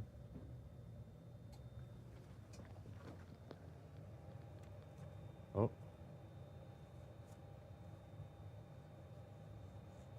Maybe it's a little tight.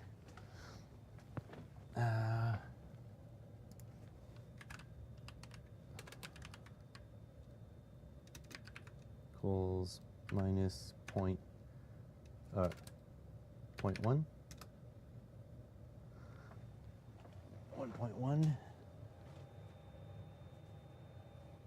is, I need to go a little bit closer. Test z equals negative 0.05.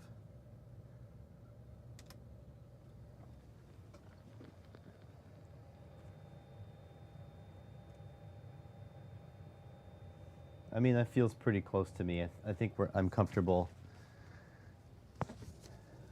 saving it there. Accept.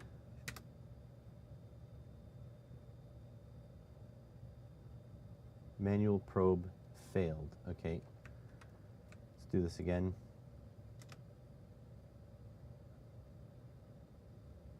And it didn't move.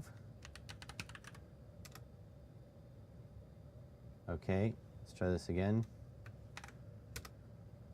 Calibrate. Test z equals 0.1. Then, oops, test z equals negative 0.1. So now it's pretty much moved it right back to where it was. Yep, I think that's good.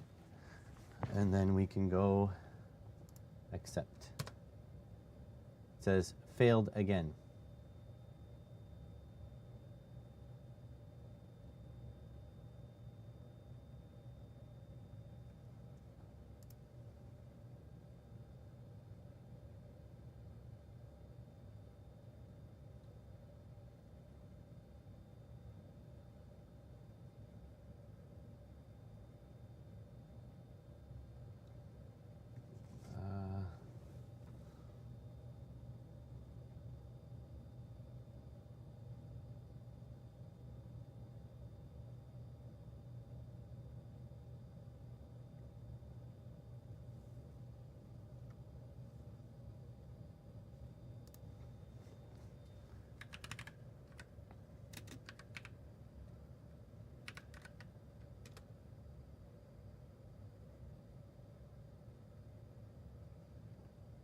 This is,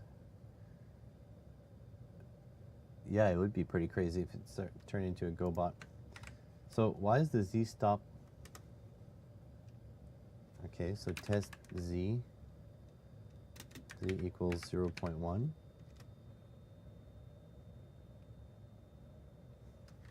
Test Z equals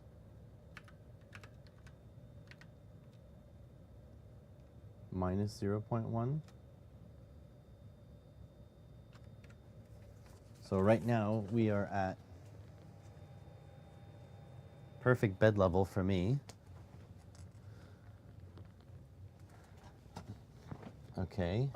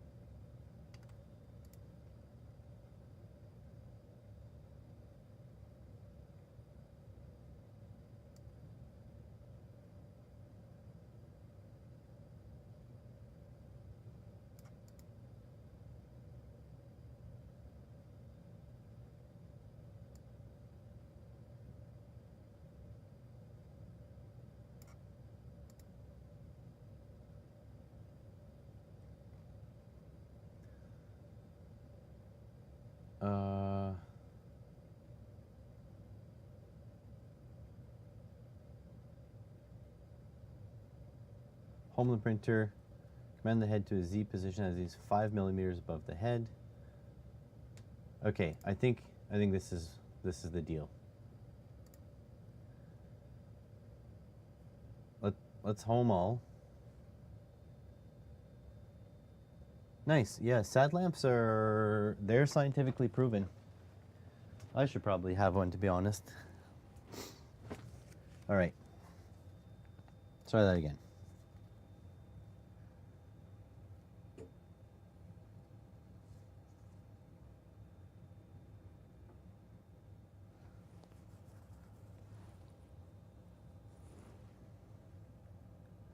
It definitely takes some getting used to, for sure.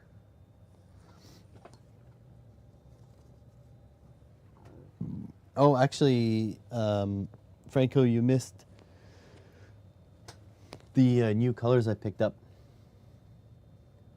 When the printer starts printing, I'll show you. Okay. So let's try this again once it's done doing its thing.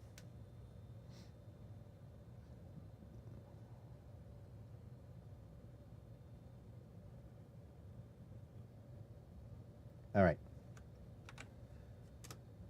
Let's do that. You go test z equals -1. I'm going to do that 4 times.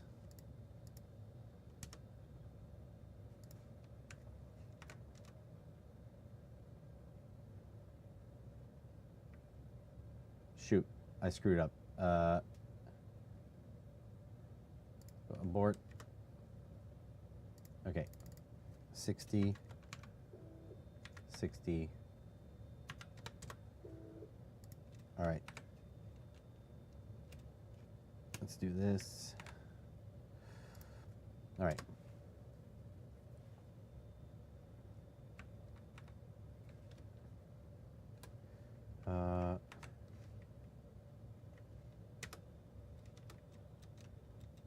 I'm gonna have to go. Okay, -10. Oops. -10. Okay, so here we go. -1, -1, -1. Just gonna check. You got cut off. Uh-oh.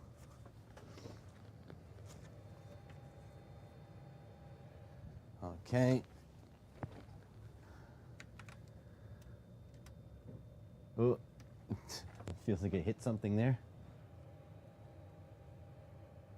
Oh, this is like perfect. Okay, and then it worked.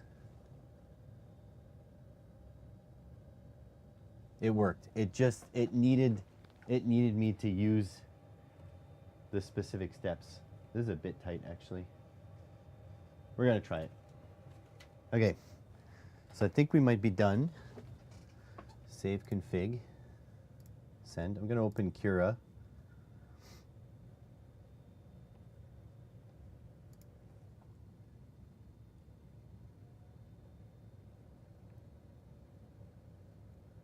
Laptop screen keyboard, so I'm not looking at it directly. Oh, you're supposed to be looking at it directly, I thought.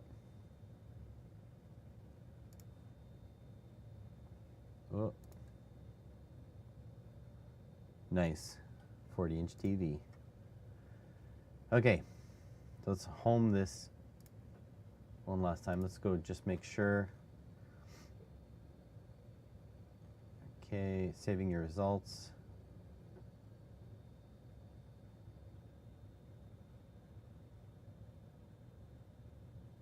Changes are lost as soon as your printer restarts. Once you find an adjustment you're happy with, and make it permanent by applying the position end stop in your config file.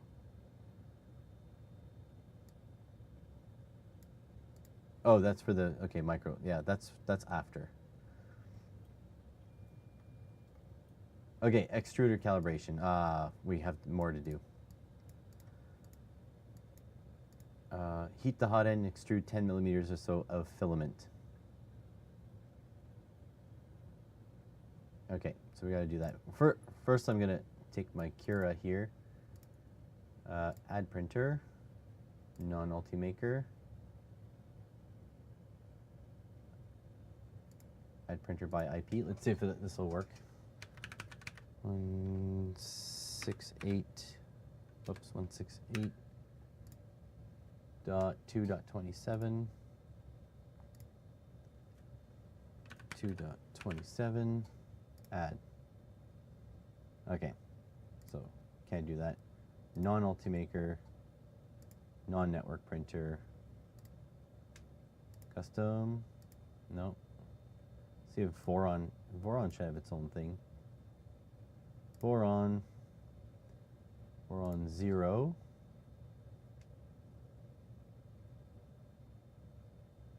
So I think that's it. Printer name 0.2. Add.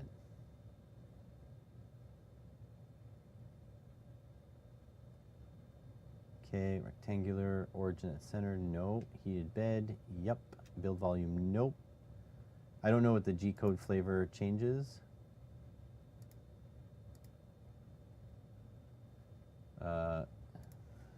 G-code flavor for Voron.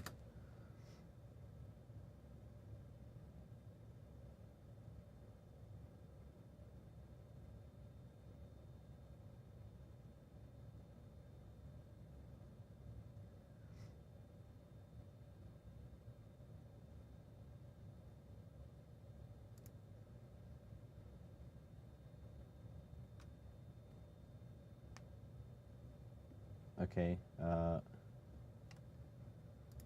there's a slicer setup.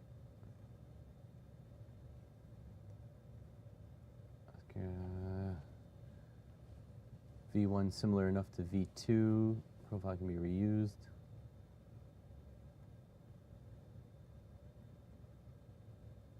Okay, whatever. Let's keep going here. Oh, we're almost there. Okay, hang on. Let's do this. Jesus Christ. Sorry, folks. Okay. So let's start by heating up the hot end. Extruder. Let's go 220. And I'll feed some filament in. I'll be using my purple PLA. Do I have a... I know I cut the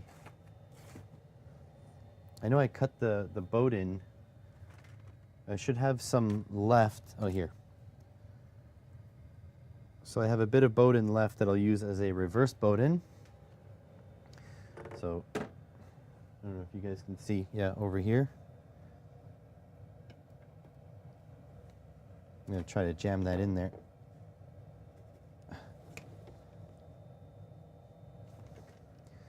And so I'll take my filament here.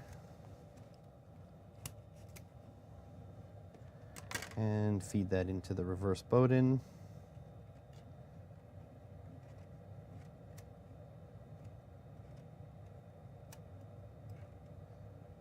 Oh, that properly went through the switch. That's good to hear.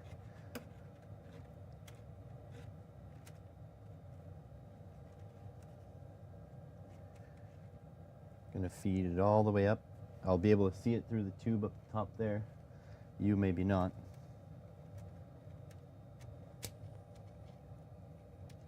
Oh yeah, here it is, rounding the corner up here.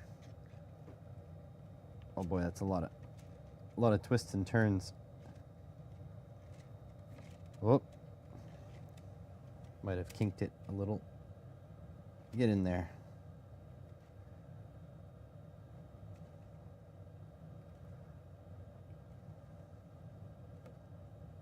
Okay. So there she blows.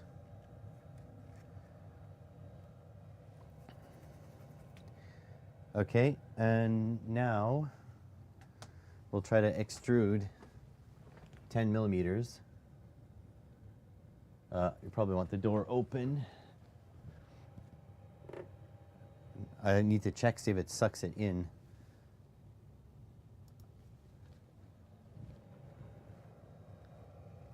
I don't know if that sucked it in. Anything come out the end? No. Extrude. I can't tell if it's working.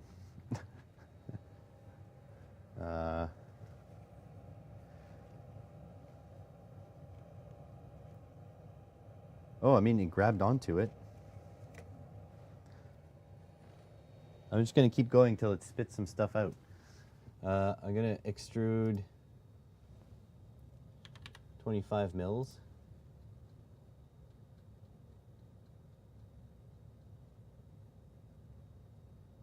Like it's making noise.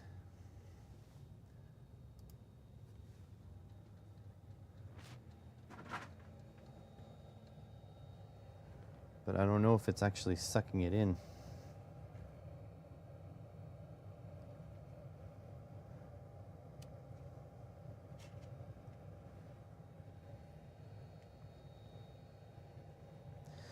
Hang on, let's see if I can do it over here. Control. Move 10 millimeters. Extruder.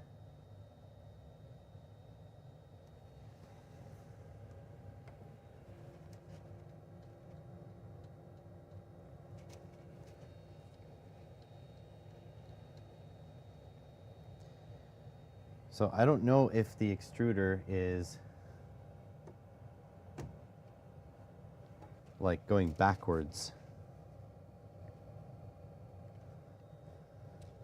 or if it's just not grabbing it. So let's see.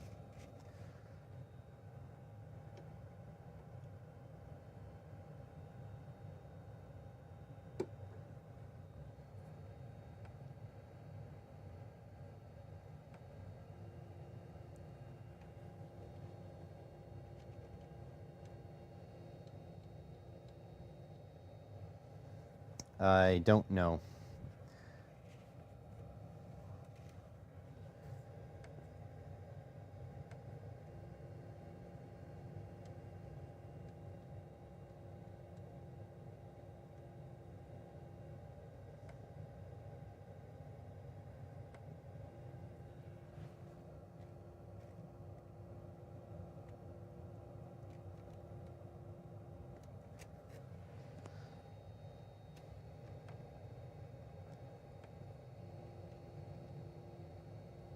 Oh, it's backwards.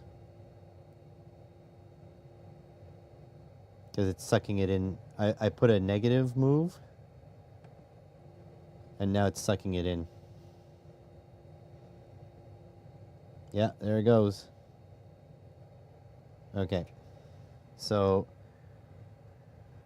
we have to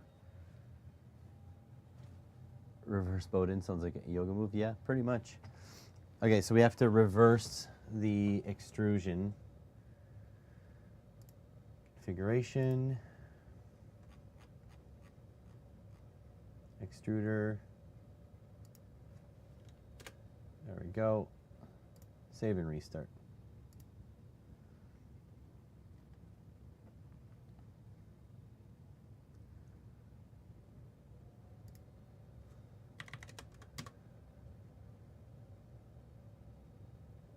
Okay. And if I ask it to extrude 45 millimeters, there it goes, spitting it all out.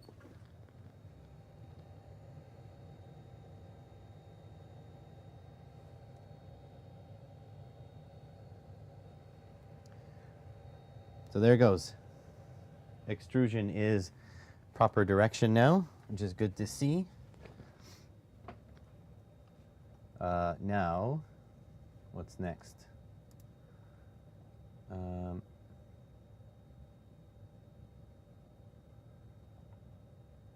Hot end at temperature, make a mark of filament between the roll of filament and your extruder, between 120 and 150 millimeters away from the entrance.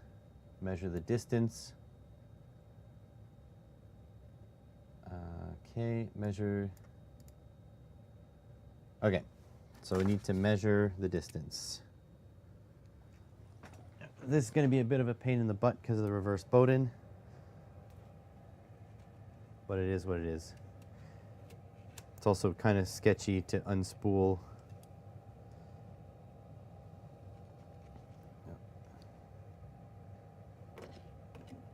Put a weight on this. Hang on a second here. You guys won't be able to see this process very well, and I apologize for that. Need something heavy to weigh this down. How about tub of grease? Oh.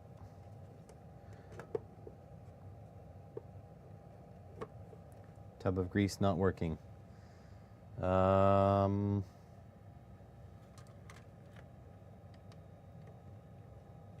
Screwdrivers. Okay. So I'm going to measure 120 millimeters.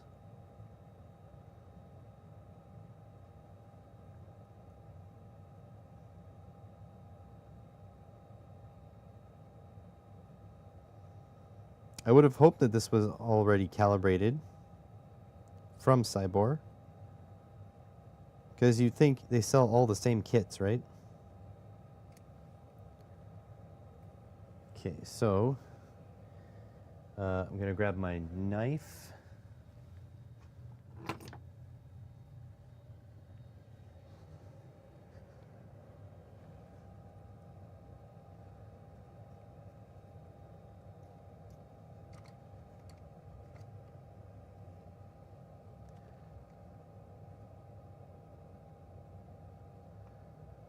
I'm just going to put a little nick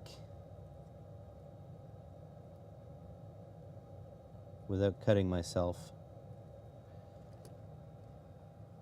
Okay, so that's done.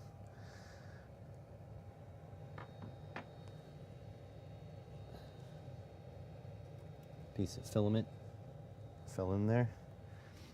Okay, so now we're going to extrude, what does this say? 1 millimeter per second, 50 millimeters twice. So 1 millimeter per second, 50 millimeters once. Should see the stuff start squirting.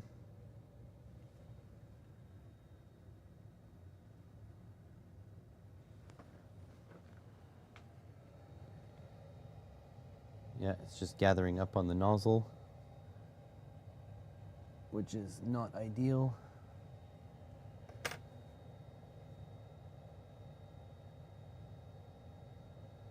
Still going.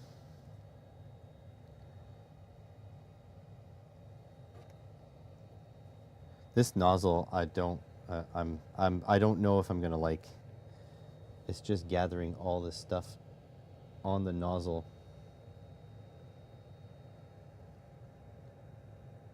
I really don't know when it's done either. Seems like it's done now. Okay, once it's done, set it to go once more. Extrude, so it takes 50 seconds in all.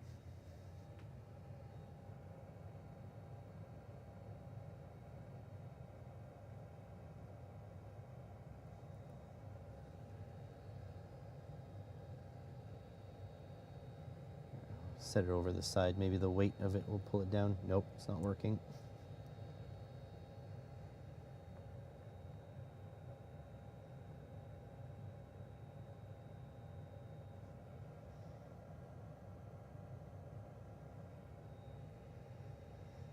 I think the odds of this being accurate is nil. I'm looking at where my mark is. There's no way. Oh, it's getting close. Oh, it's done. Okay, what are the odds that I have 20 mil now? So basically, the deal is you extrude, you mark 120 mils, you extrude 100 mils, and so you should have 20 mils left. That's assuming no slip on the filament. No, I have way more than 20 mils.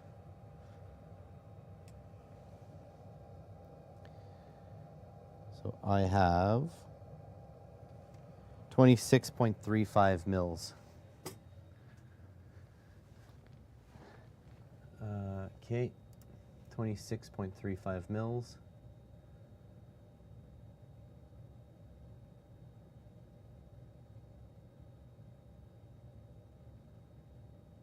Okay, so, okay, hang on a sec. So, how much do I have? 26.35? 26.35. So, 120 minus 26.35. So I actually extruded 93.65. So 93.65, 93.65. Yeah, 93.65 divided by 100. Okay. And then have to multiply the old config value by that. Configuration, extruder,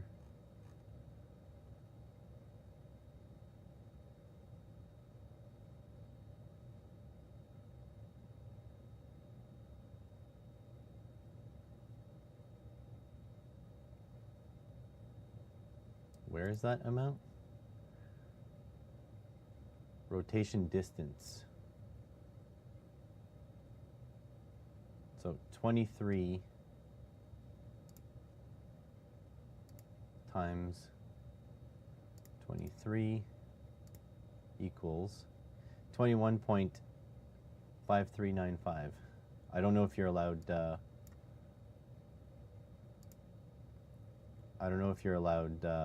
decimals. I don't know if it's whole numbers. It'd be really nice if they said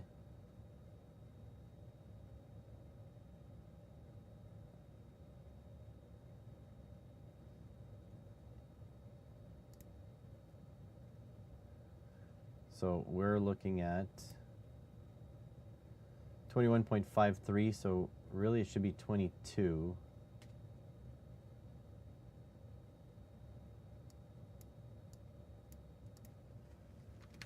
I don't know if you're allowed a, whatever, I'll put 22.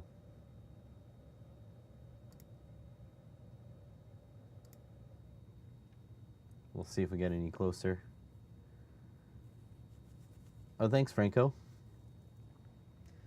Yeah, I can't believe I scored Julian. Isn't that great? He says he has an email in his bio, but I don't think so. I couldn't find it anyways.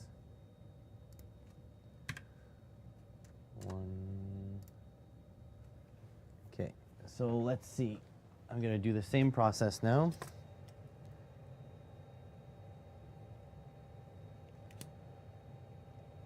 Zero, equal 120.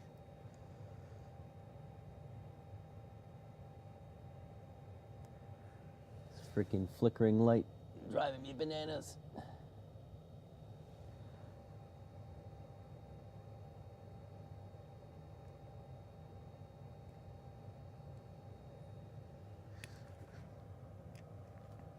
Okay, pop this on.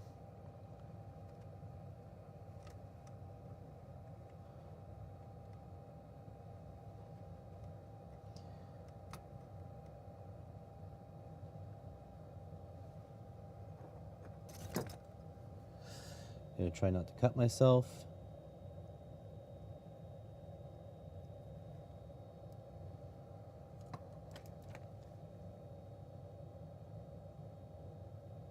There we go. Okay, same thing. Oh.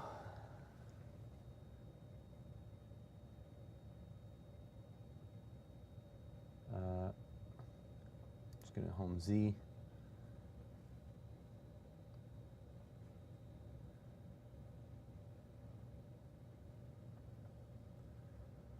We're almost there, folks. We're almost there.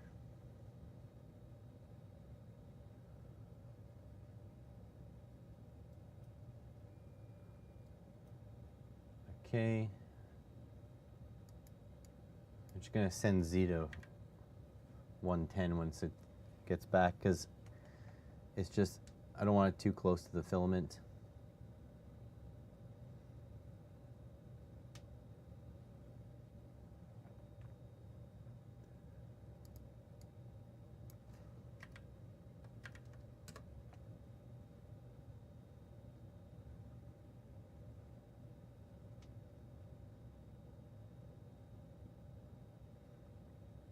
All right.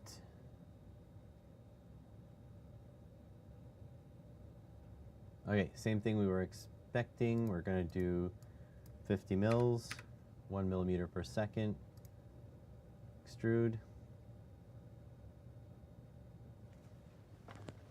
What's the filament stuck on?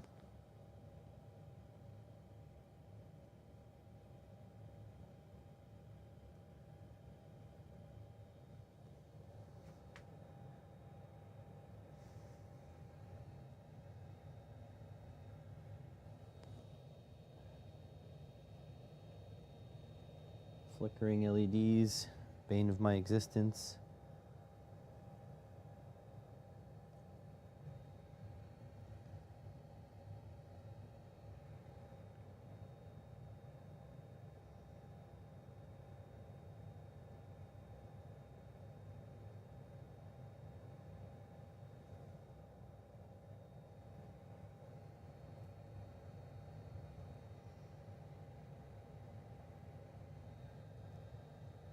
Okay, I think that's done. I'm gonna hit extrude another time. There we go.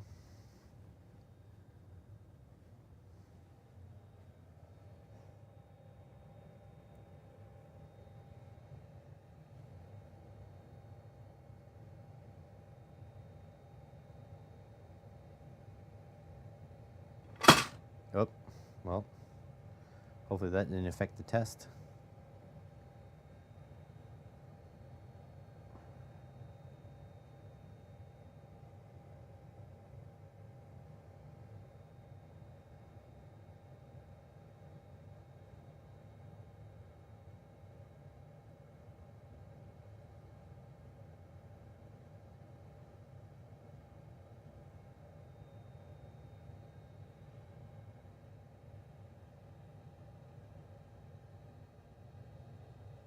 Okay, seems to be done.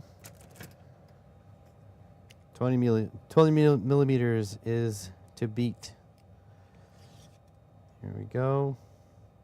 Zero that out.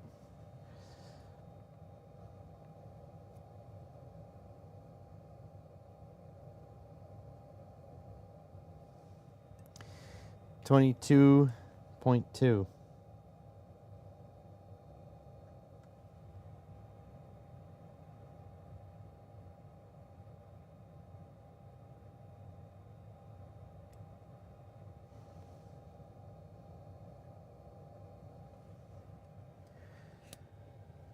Okay, so we need to put more filament. Store is closed, yeah.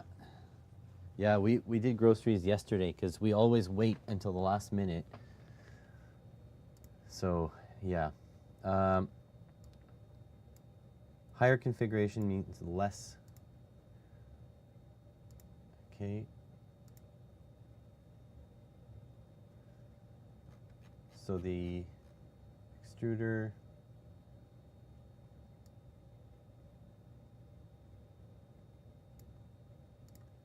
Wonder if it'll take a...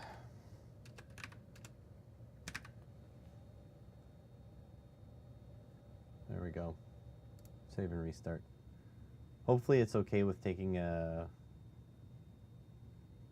fractional number.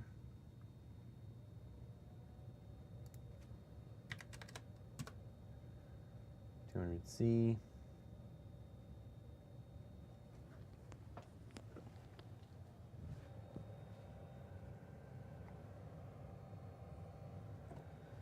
You would think that they would have the best values already in there, because it's always the same gear that they send to every one of their customers. It's always the same stepper motor.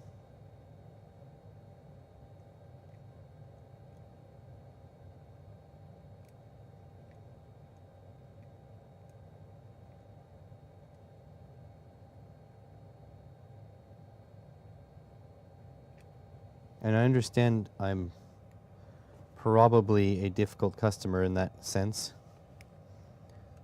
But I mean, seems so simple.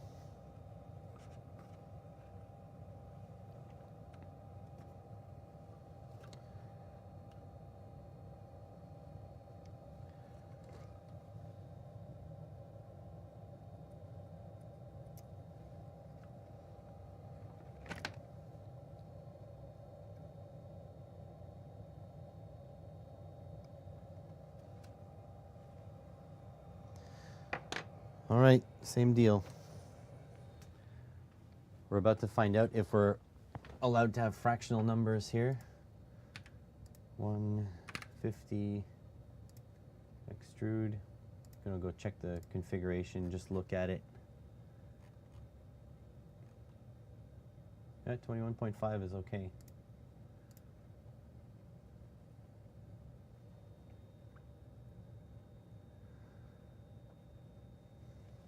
I mean, as a buyer of stuff, I wish stores were open today, but as a strong advocate of giving people time the frick off, I'm glad everything's closed.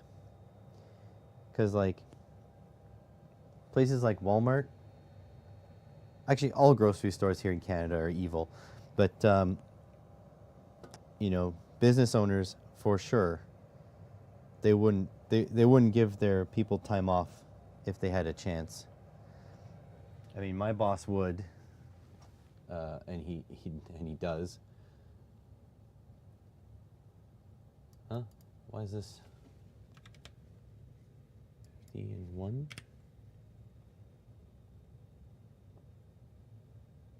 Extrude. Okay, same thing. But yeah, the poor frickin' employees working minimum wage jobs. They are unsung, and they do need their time off. And so I'm all for, you know, if business owners are that desperate to have people working, then they can pay them time and a half, in my opinion.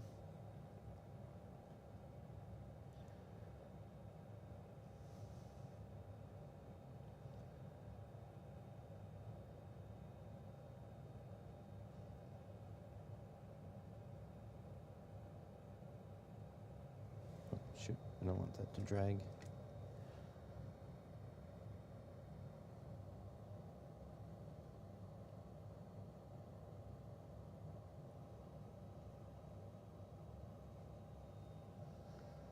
Okay, that's done.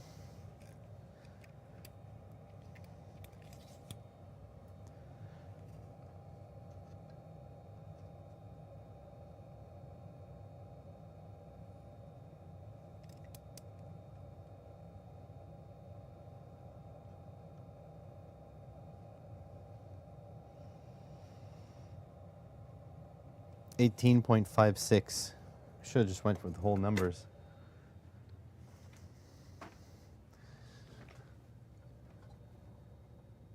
You go shopping once a week on a Tuesday.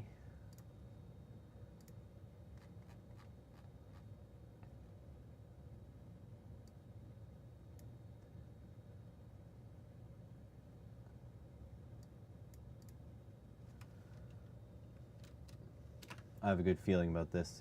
21.8.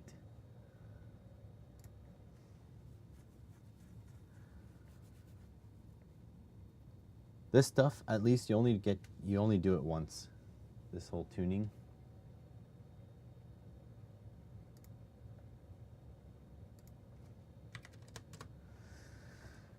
Okay. 120.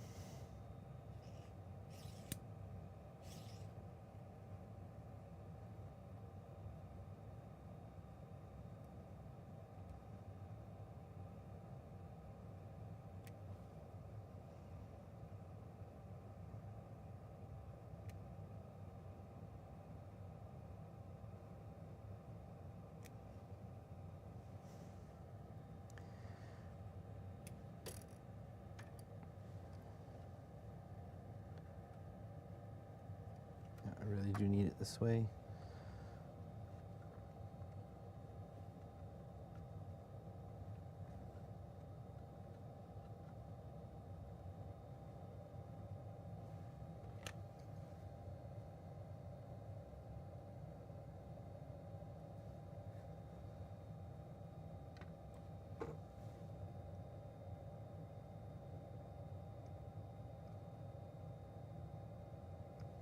All right. This should be the last go around. These numbers should already be, yeah, they should be in the software. Whatever. You know, I didn't buy a premium kit. I bought a cheap kit. Extrude.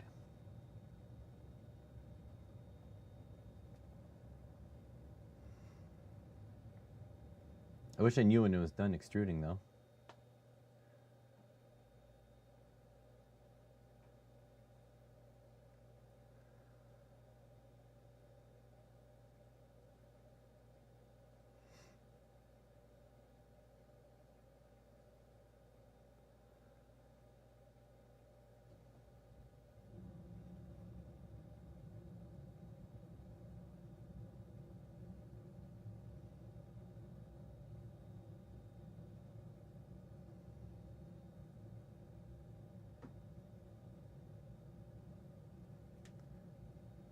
Da, da, da, da, da. Looks like it's done. Do that again.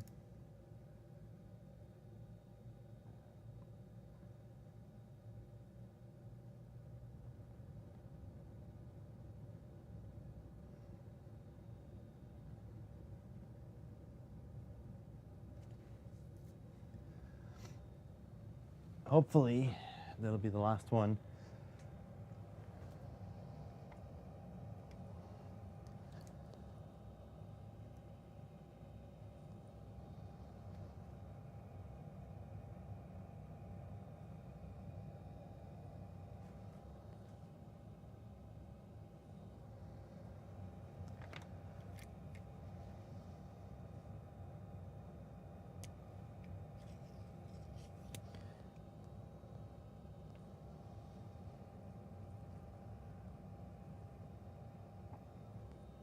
That's done.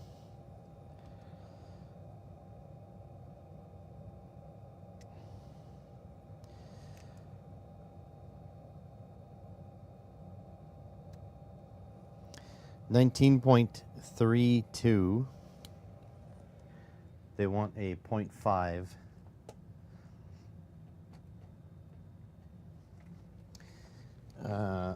Okay, so what I'll do is I'll go in the config.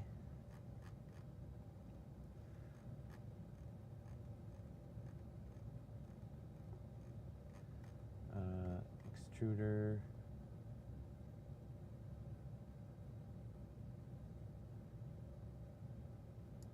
$21.9. We'll call that good. Okay. Next.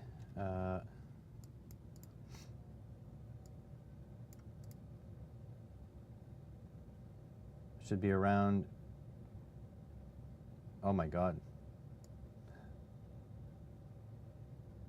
Mine is a bit higher than that. Okay, so you are allowed decimals. That's interesting. Afterburner, stealth burner, and Mobius. Yeah, no. All right, so slicer setup.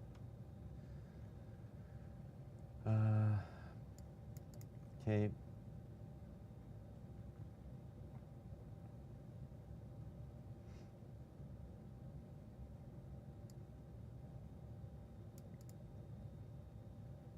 Okay, so it doesn't say anything about this.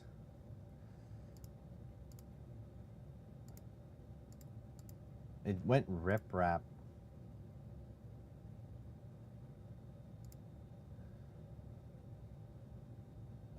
Do not recognize the print start macro. Okay, well, I'm just gonna trust that they did it right.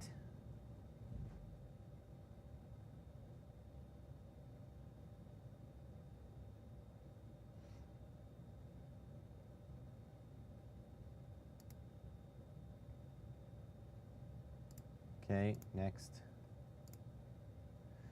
All right, here it goes. Let's print something. I should have something. Okay, generic ABS. That's not what we're gonna do. What is it? Overture filament I have. Overture PLA Pro.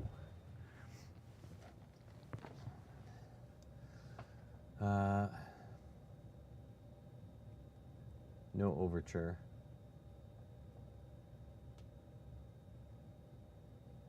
Here, I'll try eSun. Toolhead. Yeah, V6 0.4. That's good.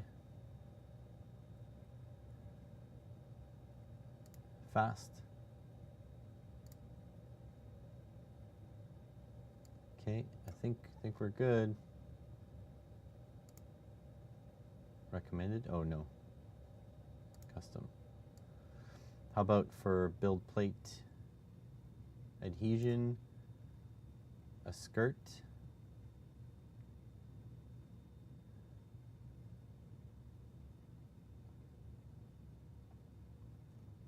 Let's just do it. Where's the slice? Oh, I don't even have anything in here. Idiot. Okay, hang on. I'm gonna shut this for a second. E. No, this one. 3D prints downloaded. Sure, let's do a calibration cube. Files. There we go. All right, so there you are. So, I mean, it should be a fair test. I'm gonna slice this. Half an hour. It's 10:41. Should take about half an hour. And then we'll see if it is any good. Save the disk. I'll just put it on the desktop. Save. All right, and now this guy, just be able to desktop, V0. Nope, I don't think that's how you do it. Print, how do you bring things in here? Console, jobs, plus. Upload. V0 calibration cube open. Okay, this looks good.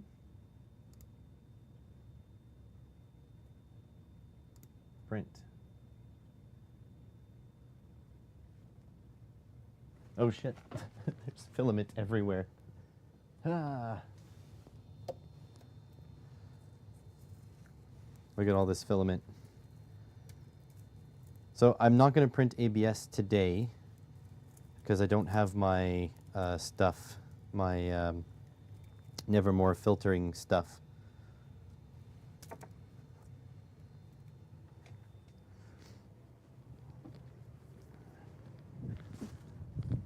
And if I can't filter my air, I don't want to print it. So what's it doing right now? It's a good question. Let me take a look at the screen there. So, file selected, unknown command T0. Oh, it's heating the bed. Okay, that's what it's doing right now. So you can tell it's heating the bed because the heater bed is here demanded to 60 and the blue curve is heading up like that. Let's see if I can give the bed just a quick wipe with some, alcohol before it homes.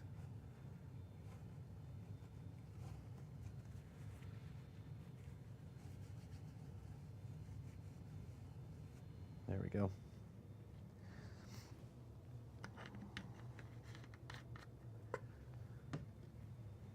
I'm going to leave the door open because PLA needs good cooling, so we're going to leave that open. Although it is enclosed on all the other sides. Okay, it's now heating the hot end.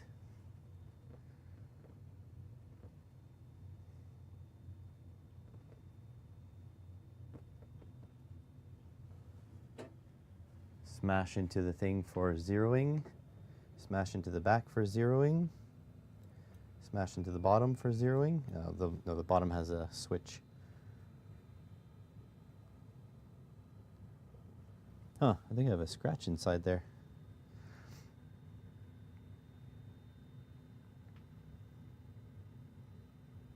Hopefully it doesn't smash into the bed.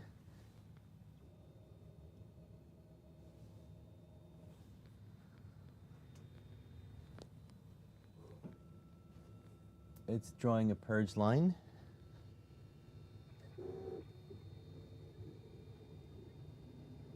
There it goes, first print. Okay, seems a bit close, I think, to the bed.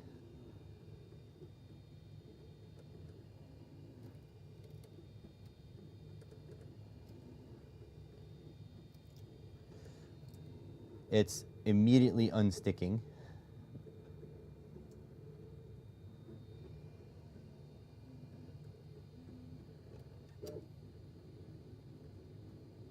Okay, we might need to abort this.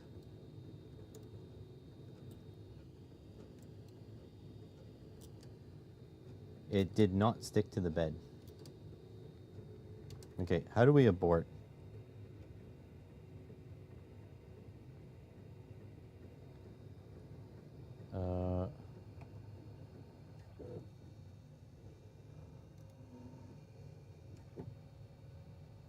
Oh, that it? Oh, yeah, that was the emergency stop. Okay, so let's go firmware restart.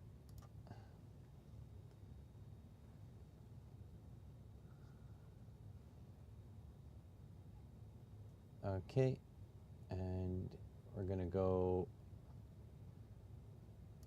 home the Z, just get it away from there. Okay, it's very obviously too close to the bed.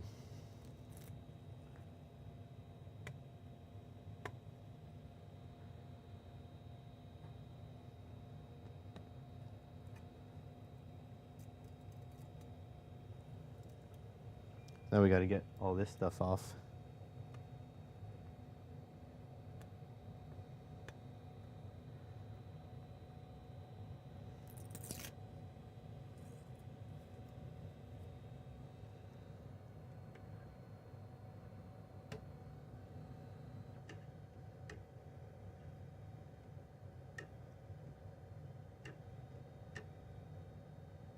Hard to get this centered.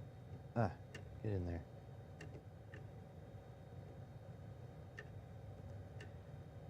Ah.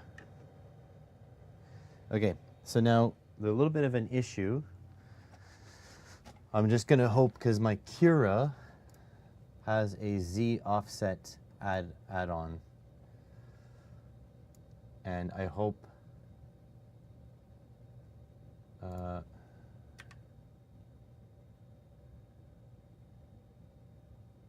it didn't apply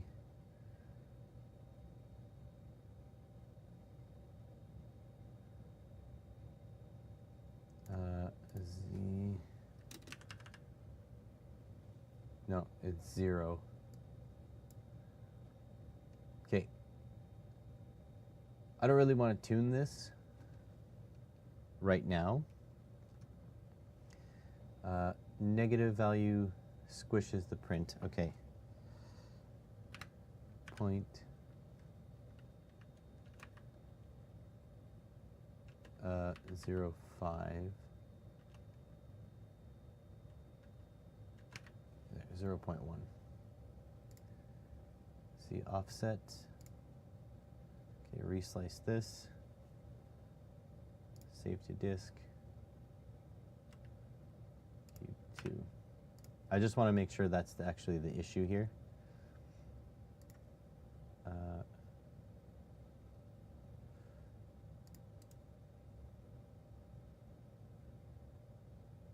Can you just delete this? No, maybe not. Jobs. This one, trash. Yep. Upload. Cube 2. Okay, and then print this one. Good to know that there's an e-stop button on the machine. So we're gonna give that another shot. So if that is the case, I'll redo, because you're supposed to do the Z offset whatever in, you're supposed to do that in when it's cold. So if that's the case, I'm going to do it later when it cools down. But this is like paper thin.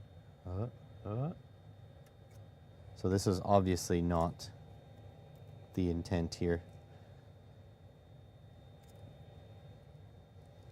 So basically what happened is the Voron documentation assumes that you have a certain set of gear,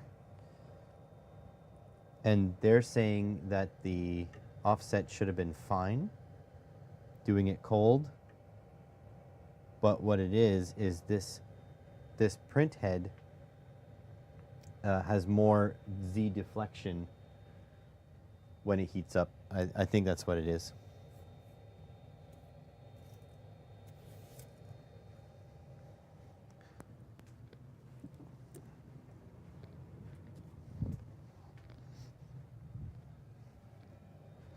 If you were a noob though, that would have been horrible. You would have been like, how come it doesn't print?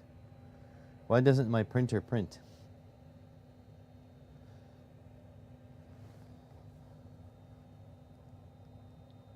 That little daggy. There we go.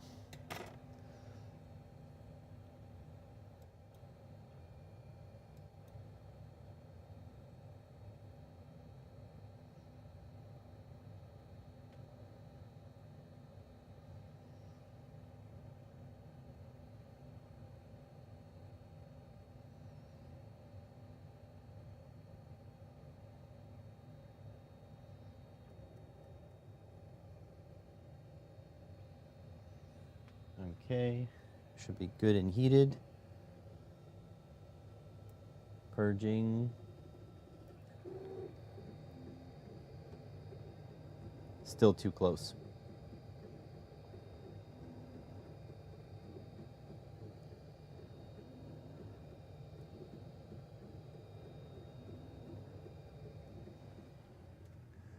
I'm gonna see if I can baby step.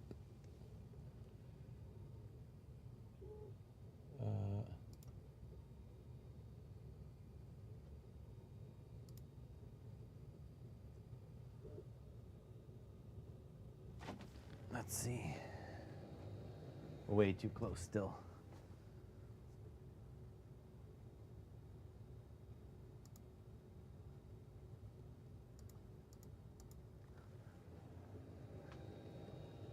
Way too close.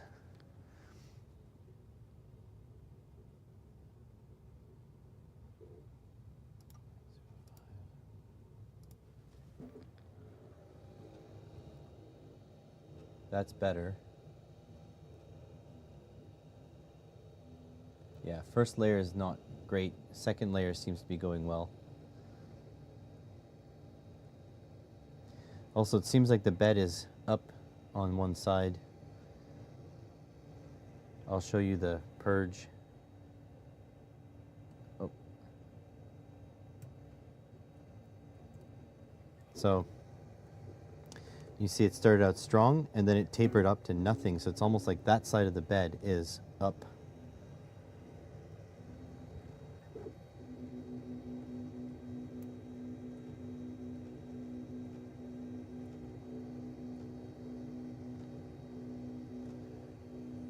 So it looks like we're going to have to add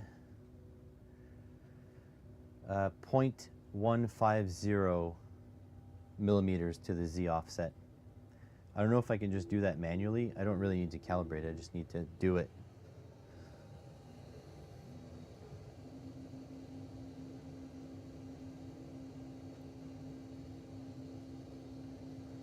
But it also looks like the bed is tilting like this, so I don't know how to deal with that quite yet.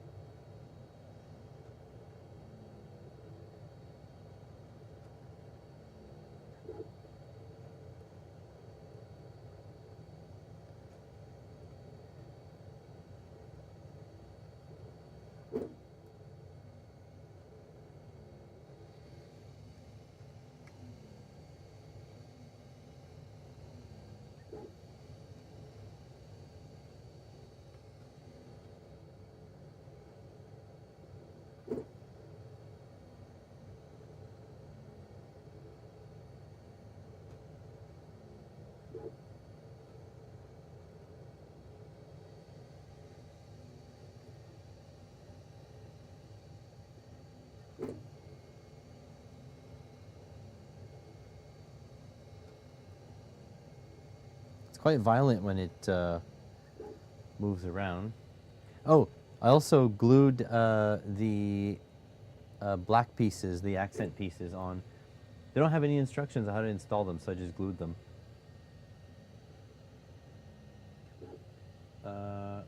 Is there not a micro step size for the Z axis? There is, but it's not about the steps per millimeter. It's a, well, there is, but we're going to use the calibration cube to figure that out. For the moment, we're just doing a first print. Thankfully, I knew that it was way too close to the bed because that would have been very frustrating. Okay, so now that the printer is printing, I can show you the new colors I have. Since I know Franco was asleep, I don't know if Peter was even here. This is ABS black, but I don't know if you can see, but there's glitter in it. So this is like glitter, they call it Galaxy Black. So that's going to be pretty nice. This is for when I can print ABS, so not today, that's for sure. So there's that. I bought 2 boxes of that. Then I have 2 boxes, so 2 kilos.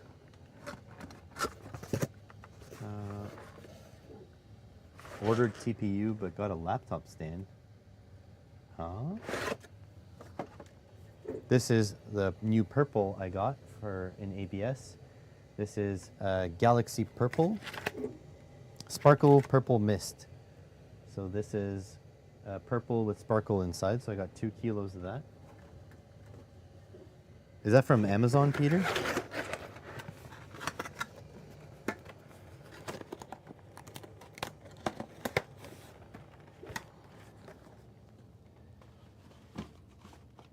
And they also sent me as a gift, I guess, when you order a certain amount, they sent me half a kilo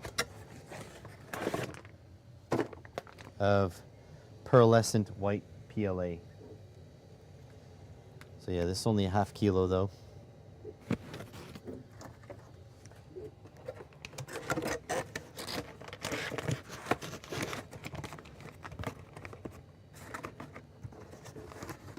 Amazon, yes, they won't pick it up. I have to go to UPS. Yeah, sometimes they do that. That's annoying. That is really annoying. I always select Canada Post when I can, but sometimes you can't pick.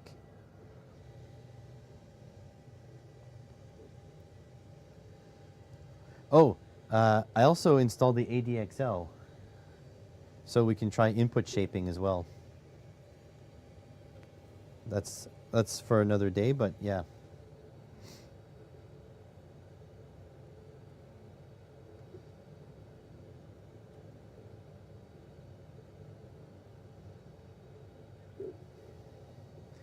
Oh, and another thing, I ordered shims because what they sent me was not shims. If I was going to buy a 3D printer, I would want to take it out of the box, put it on a bench, insert memory stick with my design, and print it. Yeah, that's not how 3D printers work just yet. Unless you want to buy a Bamboo Labs, it's pretty close. So I ordered M3 shims as per the Voron instructions. And these are 3 by 6 by 0.5 mils, except they're not 0.5 mils, they're 0.3 mil, they're 0.4 mils-ish. So I'm gonna have to order another set until I find the proper shims. So that's annoying. So another seller.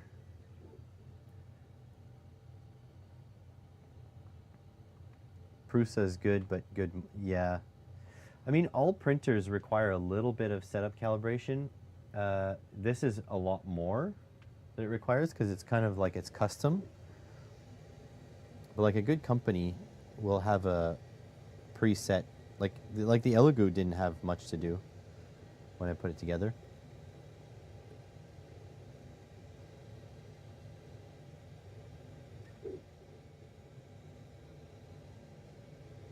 I have to cut this Bowden a little shorter, the reverse Bowden.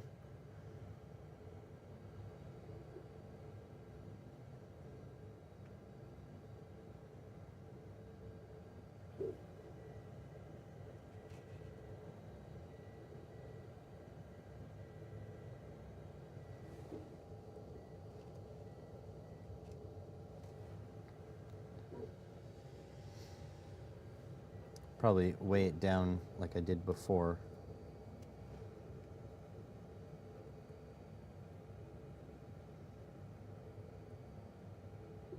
How's the best way to do that? Probably when this fell over was the best.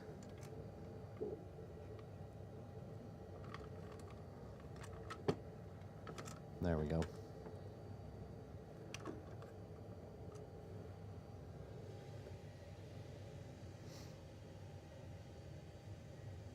I mean, I'm looking at the print quality and it's looking pretty good.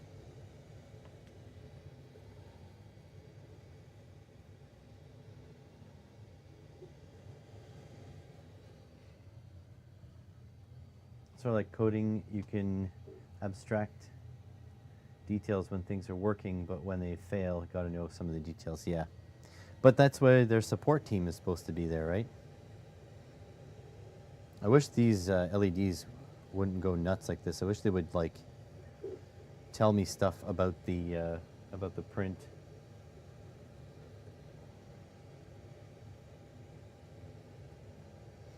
But you will notice the camera isn't shaking vigorously. When the Neptune is printing, it shakes this whole bench. Like here, if I hit the bench, see the camera shakes? I just tapped the bench lightly. This is not doing that. I think it's those rubber feet at work.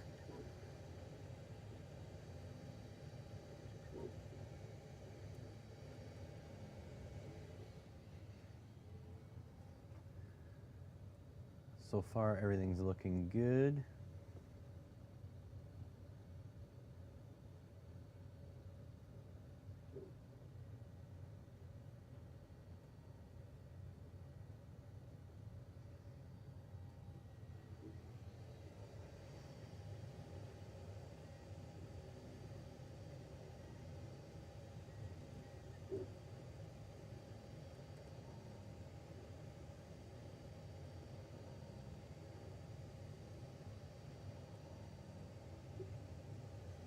Little bit of elephant's foot I can see, but we're not gonna deal with that too much because we did have the way too much squish on the first layer. It's looking good.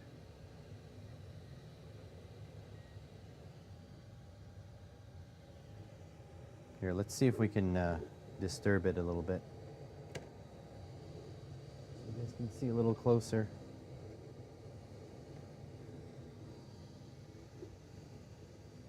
Not as much light in there, huh?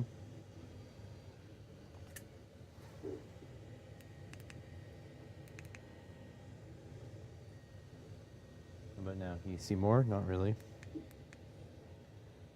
No? It's not too bad. I have nothing to hold this up though. And just pop it onto here. Nope. It's too bright. Move back. That's about right.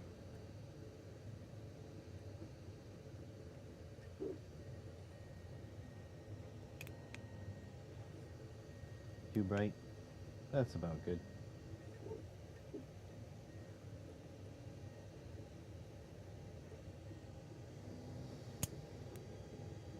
Actually curious now what the chamber temperature is like. I saw someone use concrete patio stones for dampening. Yeah, Maker's Muse, I think. They also used foam on top of the concrete. Yeah, I think it's Maker's Muse.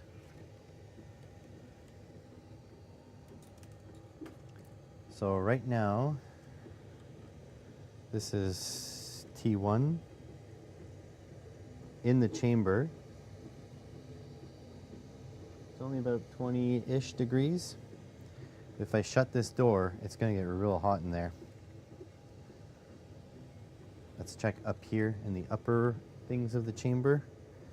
In the upper chamber, it's a lot warmer. 27, 28, 29, and still climbing. 30 degrees. It's hot up there. 31.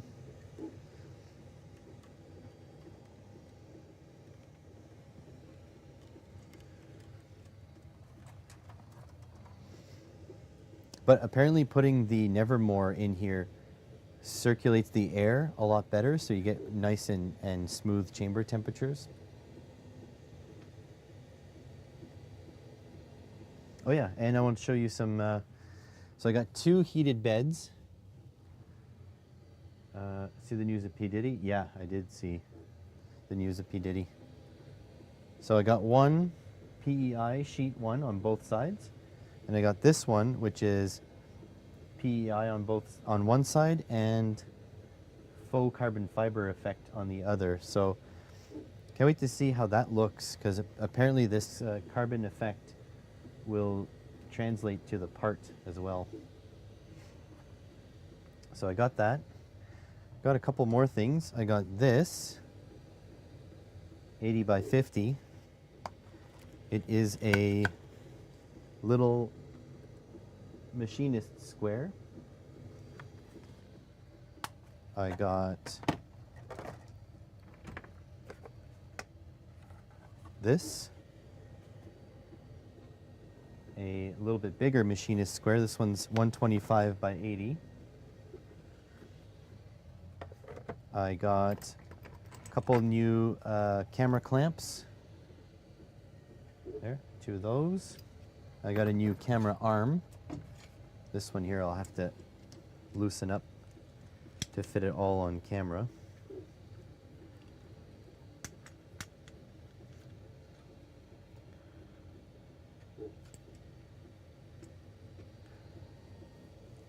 To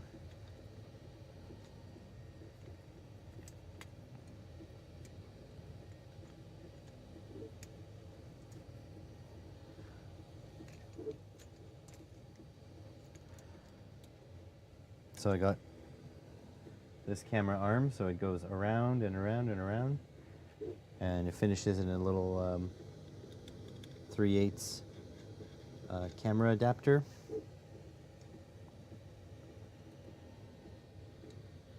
So got a couple of those things. Been getting some packages in, which is nice. Today it's 29th, all AliExpress. Today's the 29th, so I am going to have to... Oh, the printer stopped printing. You see? Not printing anymore. It's not sucking in filament. Ah, the filament jammed. That was my fault. Let's see if I can get it to Extrude again? Yeah, now it's extruding again. Okay. Dang. Cancel. Yeah.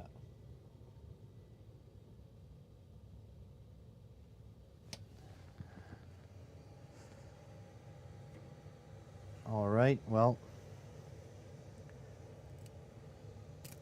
was not successful.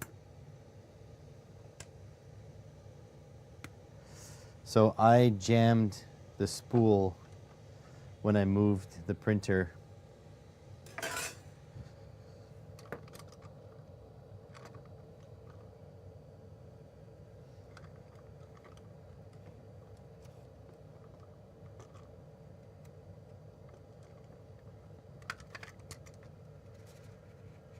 Well, that was not particularly good. So I don't have a good way to hold this away from the spool, to hold the reverse Bowden, which is way too long, away from the spool.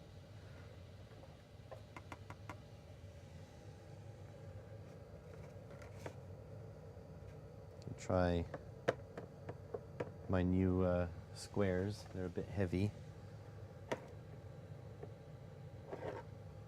Hang on a sec. Let me see if I can figure something out. Let me see if I can tape it to the bench.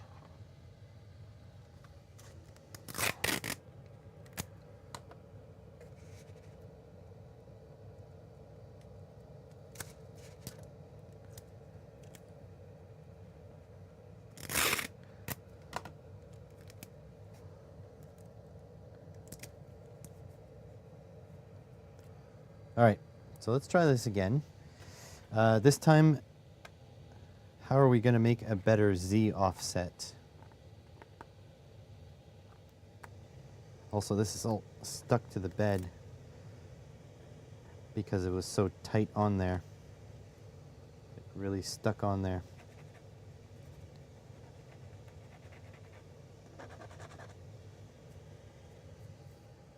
This is the part I hate, is having to clean the build plate when you've had an error.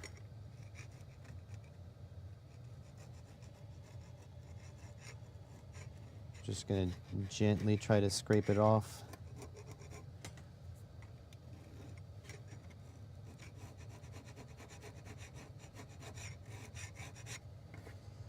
All right. Okay, so how do we add some Z offset?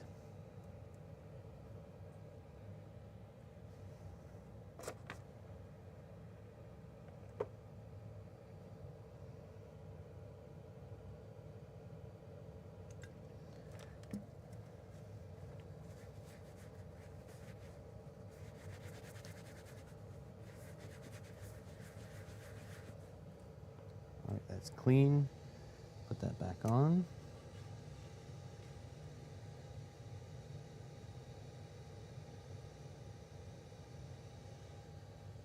Okay, well, let's just start the print.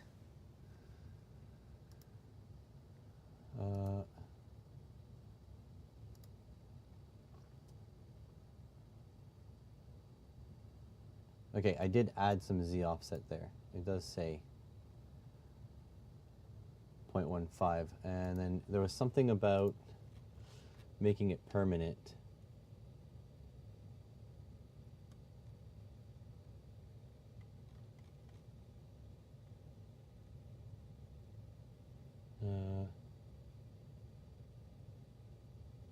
Run the command Z offset apply end stop, followed by save config. We'll have to do that at the end of the print. All right, so bed is heating.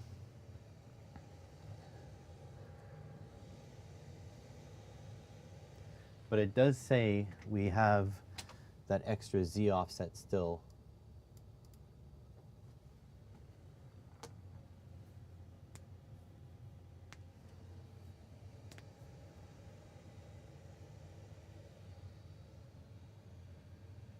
Okay, heating the extruder.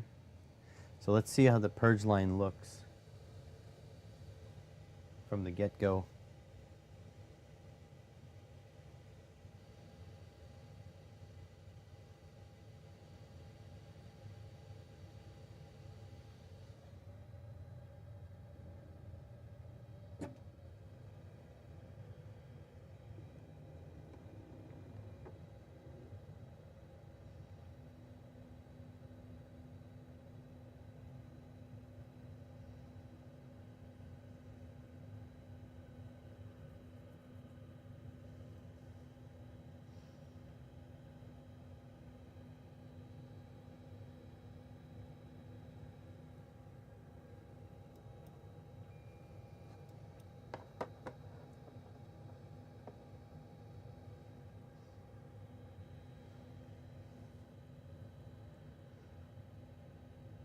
Come on, little printer, you can do it. It's going to be pretty hot. Hey, we can actually put on the thermal camera too.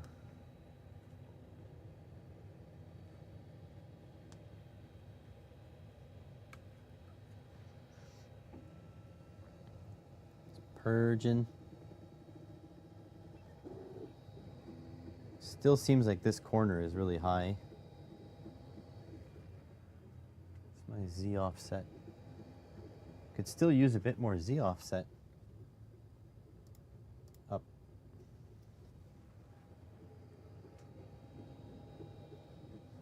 Bit more. Up.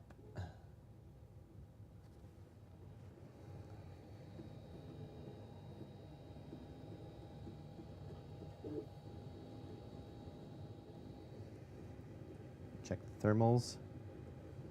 You guys see that?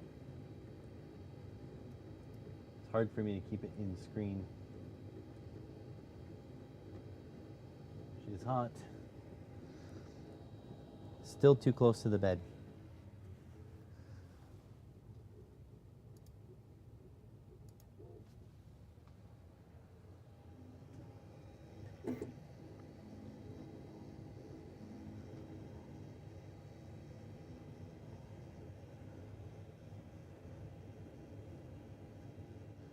Just gonna make sure these wheels aren't loose. That's not loose. That's not loose.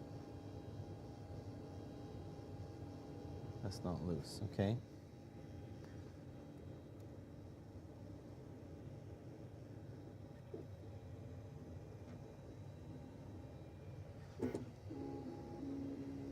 I'll have to redo for sure the Z.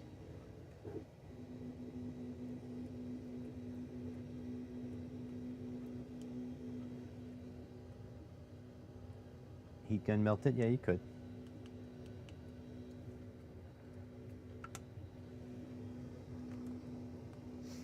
Also, I want to check, since we do have a couple of sides of the calibration cube,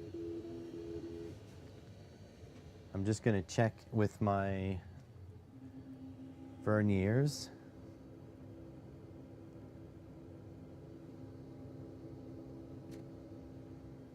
If I can measure it already.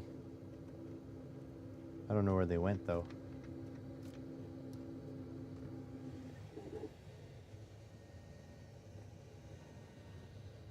Where did my calipers go? Oh, here they are. All right. Okay. So zeroed.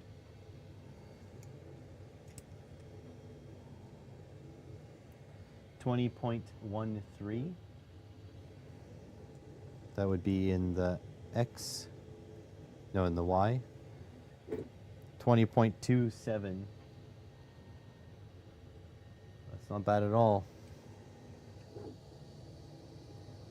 right, let's see if it goes through an entire print this time.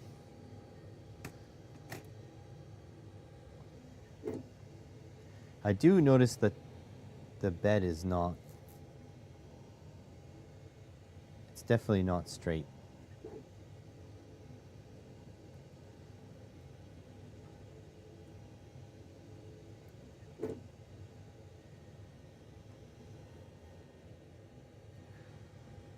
Also, my umbilical is rubbing on the plastic up top there.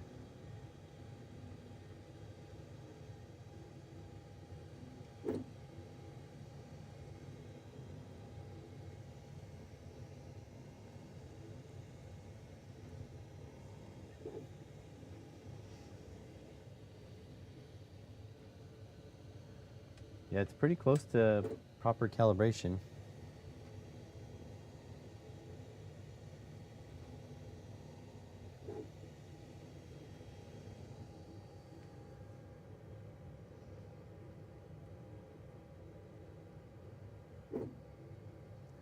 Freaking violent swings there when it heads back.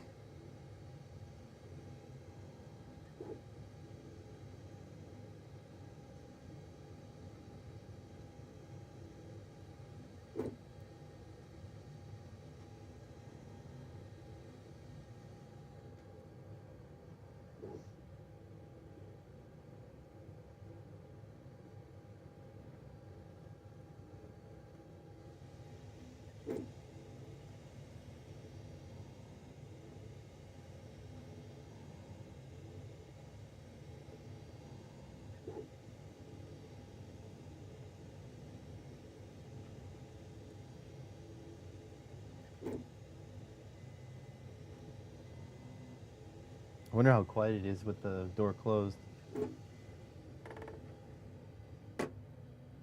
Oh wow, it's much quieter. Like much, much quieter.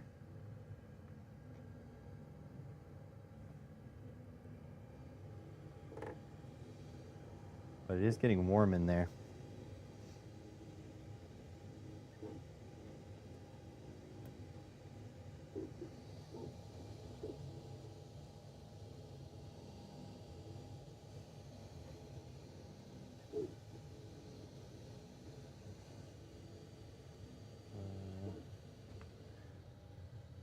Mark from Mark Fixes Stuff got a new printer. The print head kept knocking the lid off.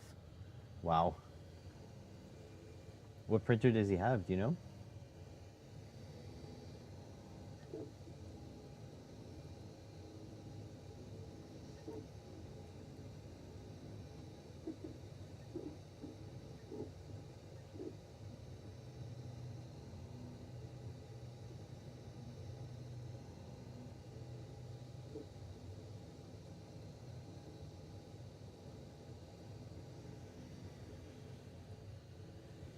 I'm hopeful this is gonna print properly.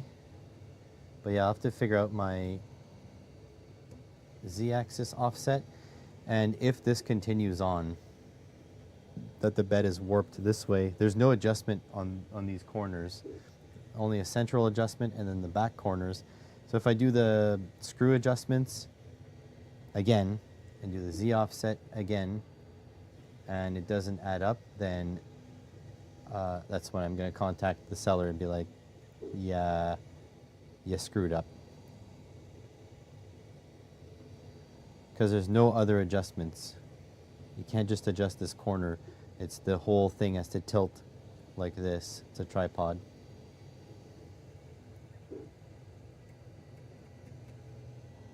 Try to get this purge off. But it's definitely, the nozzle's too close.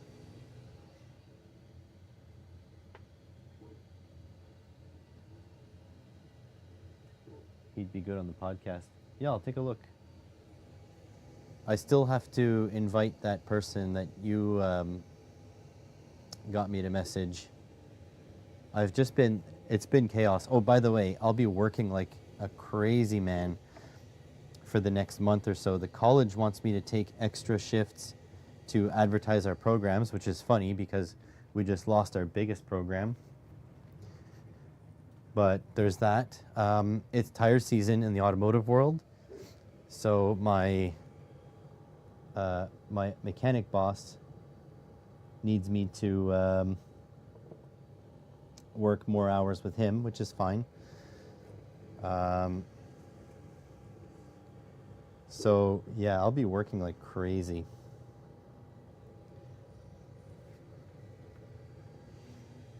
So there'll be fewer streams in the next month, but I mean, I gotta do it. Gotta make that money. I also got a PCBWay video to film today. I have to film, edit, and post to early access today, a PCBWay video. Because today is the 29th already. We only have 2 more days of the month. I want to get it in before the end of the month. It's going to be this one. These boards came in. So this is the load boards with the bulbs. So I soldered one up. So this is the 3D printed case for them. As you can see, it fits perfectly. So I've got the XT60 over on one side and the quad screw terminals on the other side, and there's the 4 bulbs. I also ordered some more bulbs so I can do a lot of loads.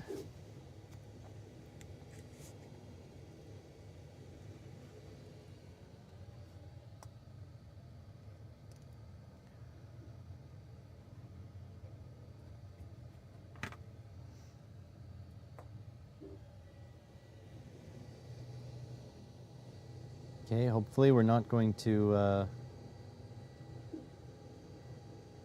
jam the filament this time. I know you can also dynamically increase the speed of the printer. If you head here, see that speed, 100%? This has approximately, it says 30 minutes left. I don't think so. But if you speed this up like 10%, it'll just start going faster.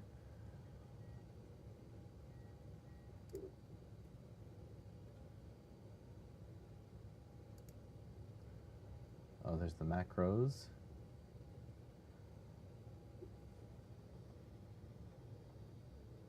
Thank you. Yeah, I do think they look great too.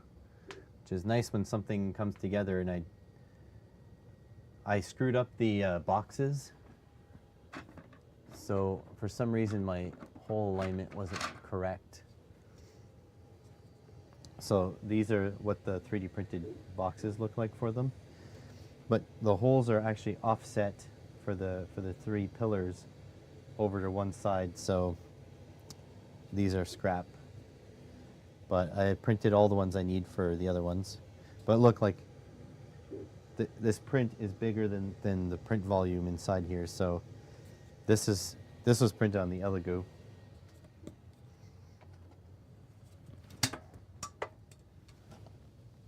Ugh. Getting old to be bending over like that.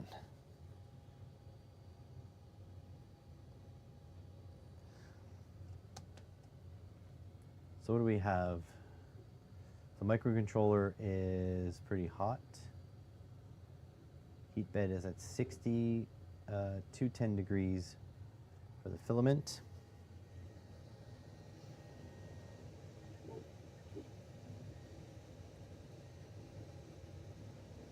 Is it Z-hopping? I don't know if it is. I didn't calibrate anything, by the way. I calibrated the PIDs for the heaters and the extrusion length, but no tuning in the slicer, so we'll see how good the quality is just coming out. But just looking at this one, it looks pretty good.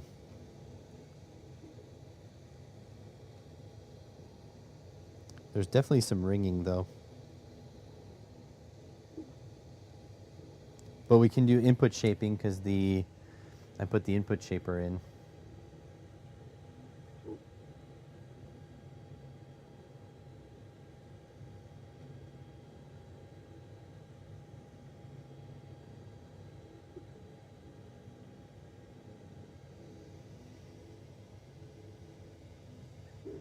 I'll probably be spending the next couple of weeks slowly tuning this thing up too. Because I want this to be as accurate as possible, as reliable as possible. If you stand up too quick, you get dizzy. My wife gets that too.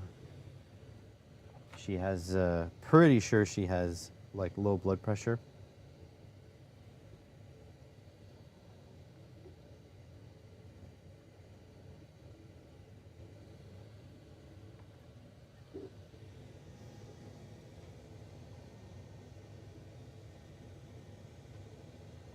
It's good. All right, so we're like halfway done. So let's crank the speed up a little bit. So let's go like 120%. Give her. See if it goes any faster.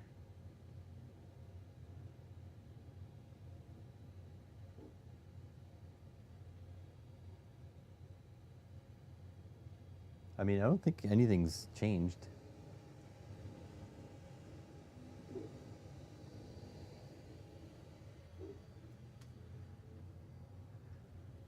So it's going to finish 2 minutes early at 11:42.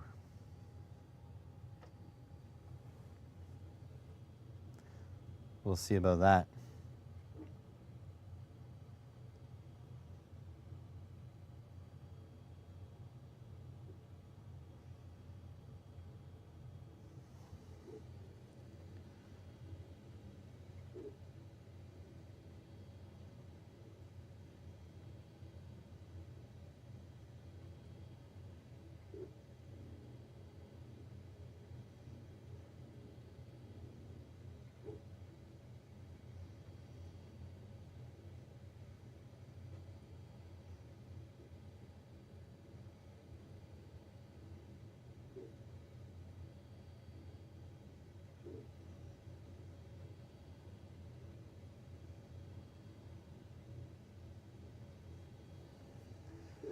I'm getting spam emails from a company that wants to help me grow my YouTube channel.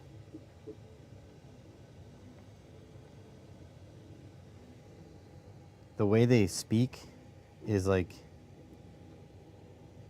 really robotic. I'm pretty sure it's. Oh, that's a new sound. So it's definitely going faster. The way they speak is like very much botted, like they use a bot. Like I'm just guessing from what I'm seeing here. I'd have no proof of that, but they say, "Hey Dan, big fan of your videos on simple electronics. Came across you on YouTube, super impressive. Congratulations on episode 538 recently." So, to know like there's episode 538, they would have to go to like somewhere like Social Blade and pick up how many videos came out. Right? Because nobody's going to my channel and counting my videos, right? And then says at blank blank spammer place, we specialize in turning YouTube videos into special clips for viral shows. Like, I have no idea. Then they name drop someone and would love to get billions of impressions for you too. Okay, here's the other part. Yeah, exactly. It's too specific. Then they say, add to your 23,600 subscribers, get more engagement, and make more revenue from your channel. Are you free this time? Anytime this week for a quick chat? Then they send me a link to a Calendly. I guess it's a calendar app. And then they say the name, and then reply with no thanks if it's not a fit at the moment. It's like, okay, I didn't say anything. Then, that was yesterday. Yesterday at 9:26 a.m. Now today at 9:15 a.m. Like, Dan, are you using an internal hire or an agency right now for your YouTube social media creative? For your YouTube with YouTube with an apostrophe, like as if YouTube's, but no S, just the apostrophe. Social media creative. That doesn't make sense to me. That doesn't seem right. Anyways, Spammer makes it easy and cost-effective for you to reuse your YouTube content for social media, drive Patreon traffic, monetize, or just gain subscribers. Let's collaborate. I'll send over social clips for your channel. Meet you this week. Then another Calendly app. Another Calendly link.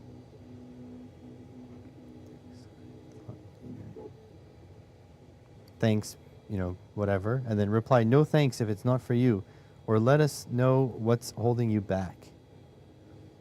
So I'm going to wait to see how many emails of these people I get.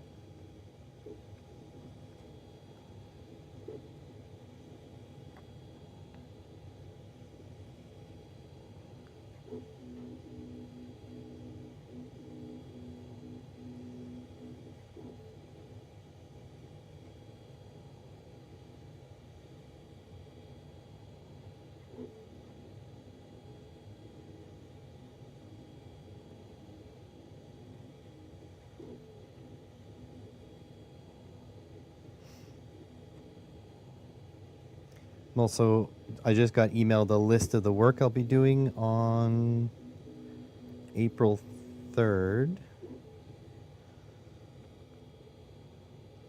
Man, we've got a lot of work. Holy crap.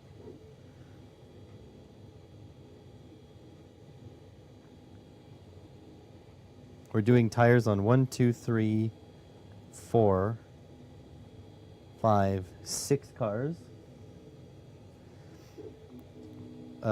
Brake services on 2 of them. Oh, replace front brakes on another one. My God, there's going to be a lot of work.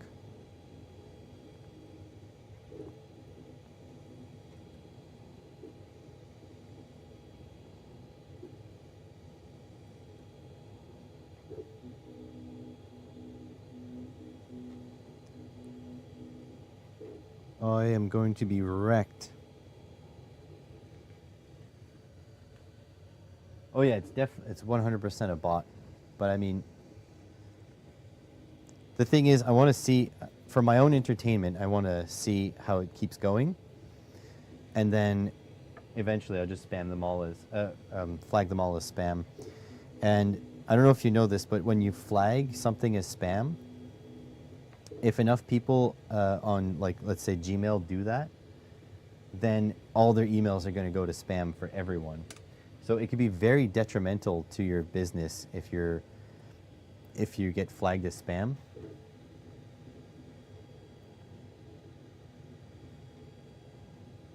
But it's like, man, there's so many of these people trying to get me to pay them for stuff. And the thing is, I can't tell for sure on all of them, because obviously you'd have to test all of them, but most of them are just total scam. They what they do is they get access to your channel, then they do little changes here and there. They add words here and there, and then they're like, okay, let's see how that works for you. And then what they do is they buy views. So they'll purchase views, and so like the month after, you'll have another meeting with them. They'll be like, so did you get increased viewership? And you're like, oh wow, yeah, I got increased viewership. Did you get increased subscribers? Oh yeah, I got increased subscribers. Okay, so here, now we're going to do the other plan, for whatever. It is alive, very much so. So then they say, okay, well, since it worked last time for $100, now if you'll pay us $1,000, it'll work even better. And then they'll buy views again. It's like same thing. It goes over and over. And I mean, the views aren't real. They're just bots. Stressed and busy. Yeah, that's your life, Furrow.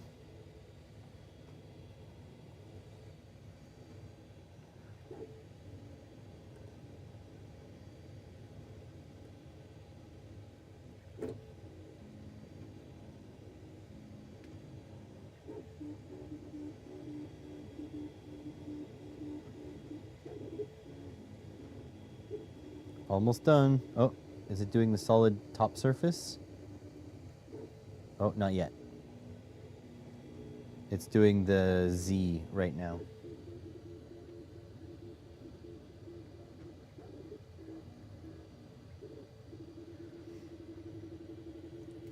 I mean, if you guys want to know the real secret to YouTube, is there is no secret to YouTube.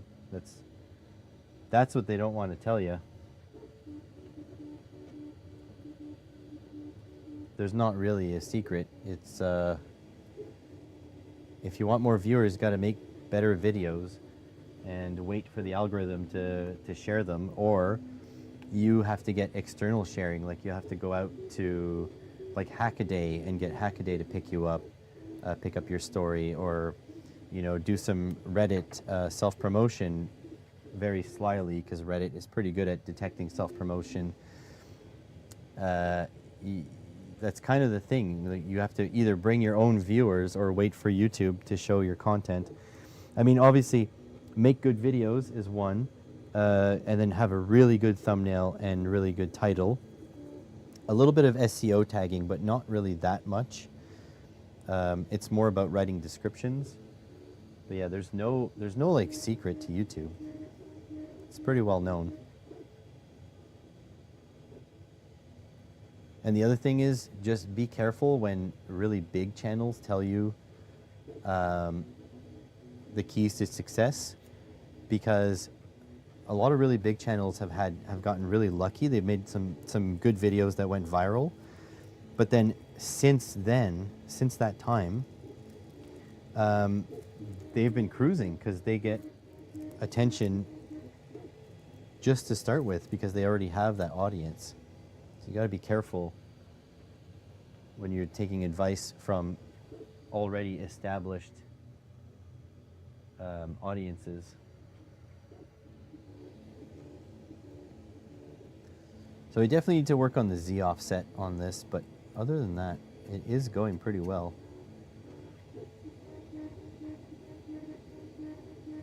Something is resonating.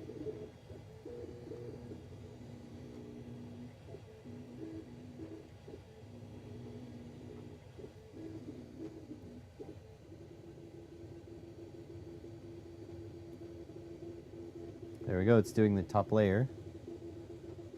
So it's going to do a couple, I think it's 2 or 4 top layers, and then it's going to be done. Looks like we're at 90%, if you look in the upper left-hand corner there.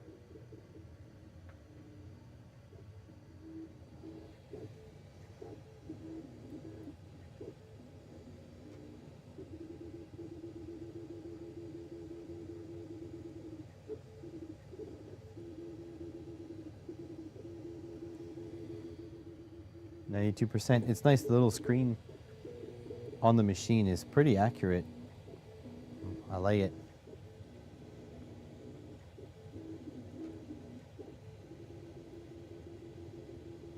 The real test will be ABS though, and that won't be for a little while till I get my Nevermore.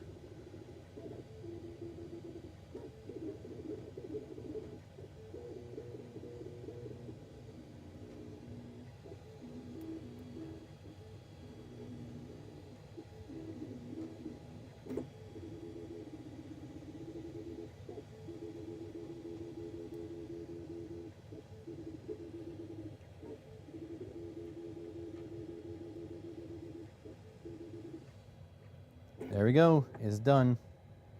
Oh, I don't like that. The Z doesn't drop. Okay, I might have to add a macro for that.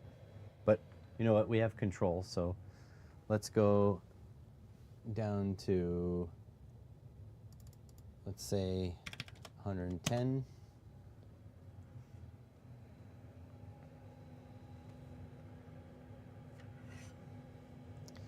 So there it is.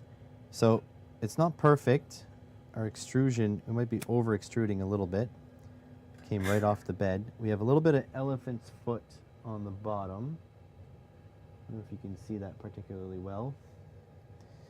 The top surface could definitely be better. A little bit of extrusion issues there. But I mean, oh, a little bit of ringing. Oh. See the layer lines? But it's pretty good. Let's check the dimensions. Now it's still warm, so it might be a little bit bigger. But y-axis, 20.10.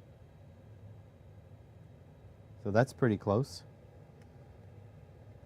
X-axis, 20.10.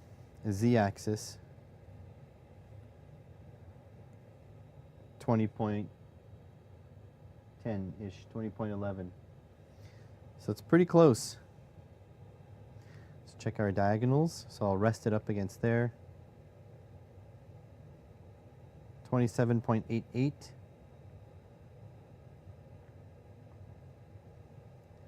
27.88. So yeah, diagonals are pretty good. I think it's a decent little machine. I do have to add a better Z offset, because if you can see here, this line is fine, but the rest is like way too squished.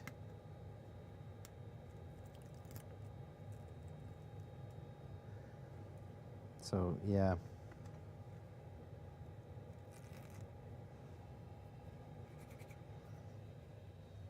Not bad. It worked. So yeah, now the tuning begins, basically. Now, so the calibration, that's something that you don't really have to do with a commercial machine. But we had to because we custom built this, right? Now it begins the part where you do tuning. So your pressure advance tuning, all your stuff. And I'll have to figure out if I can get the Z offset saved. For some reason, Mainsail is saying 96%. Yeah, it says 97%. Maybe it includes a cooldown. And it's at 100% when the cooldown is done. I don't know. So we can load up a 3D Benchy. and then once it starts printing, I'll go eat. However, let me just. Where's the restart clipper?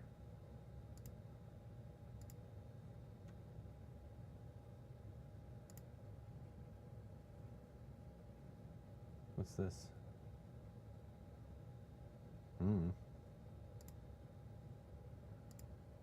Configuration system. How do I restart this thing?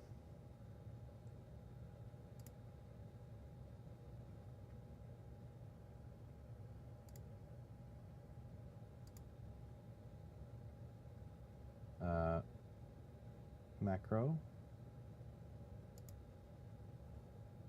Rainbow LED, good.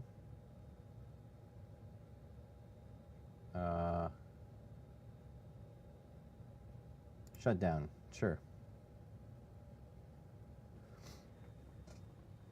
Okay, so that should be ready to go to like shut down. Yeah, it's not responding anymore, that's good. Turn it off. And turn it back on. So I just want to start like a 0 state. Reconnect.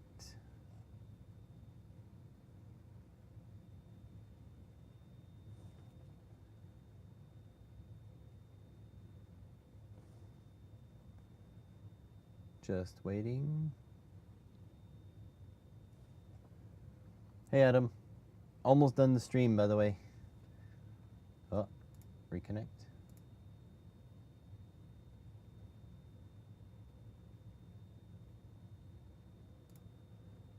Okay, back online. All right, so let's put in a 3D Benchy. Loaded.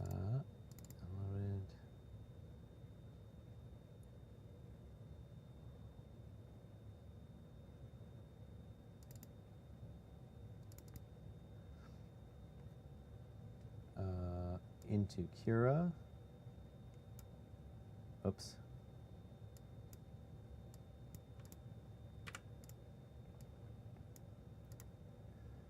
All right, so put in a 3D Benchy, prepare. And here we're going to put this to 0. And I'm going to put a normal.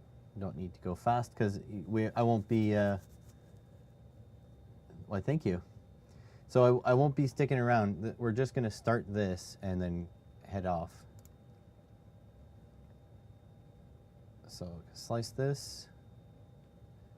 1 hour and 38 minutes. Okay. And we're going to call it V0 Benchy. Save. All right. And then here, jobs. Plus upload V0 Benchy open. Okay, so I know I need like 0.2 millimeters. Actually, quite a bit more. A lot of Z offset. So if I go like that. 2, 3, 250, and then another. Okay, and how do you save that? Z offset, apply, and stop. I think I have it in here. Yeah.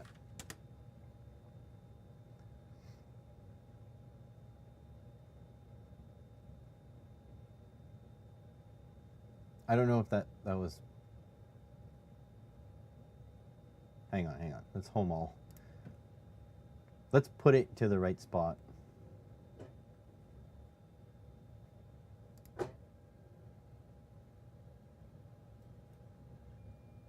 Did it just screw up? No. Because I don't know if it's supposed to go 118.650. I don't know. We'll see. We'll save. Yeah, I know.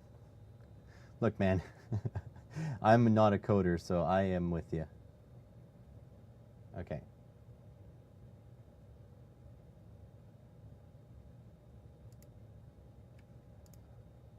Okay, it doesn't change. Okay, perfect. Save config. Send. Now it's going to restart. So now we're going to see if we can do hands-off starting of the print. No adjusting Z offset. Because it should be saved. You're a coder. It's called save. Okay, I mean, fair enough. Jobs. Benchy. Print.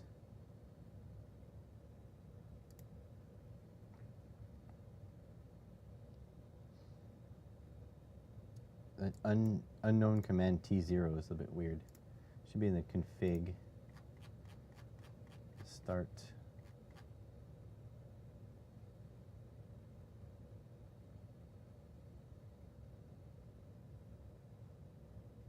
There's no T0 here.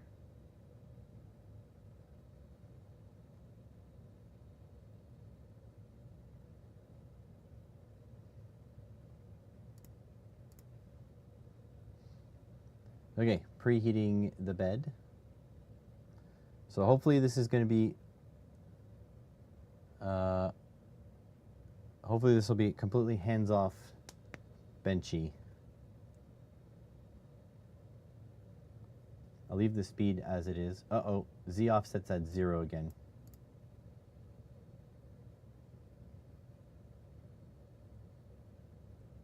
Well, let's see.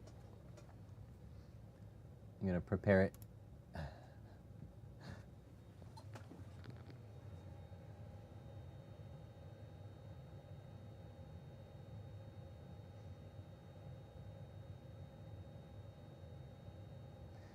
Actually going to move this real quick. There we go. Just so the purge line is in the right spot. Here we go. Hands off. Are we going to be able to do it? See what the purge line looks like. If the purge is crap, then we know.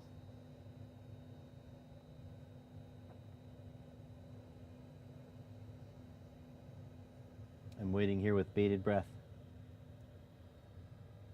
Even though every computer from the 70s to 2010 called it save.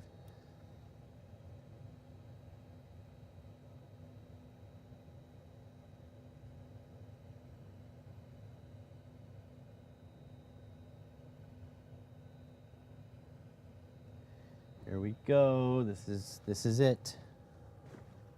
I'm getting ready to run to the thing to save it.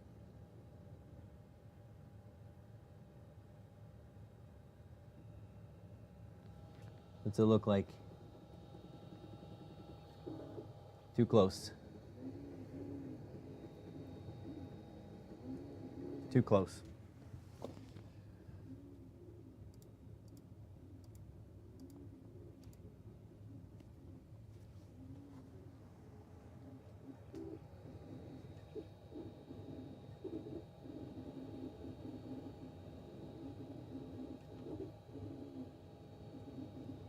Yeah, I'll have to figure that out because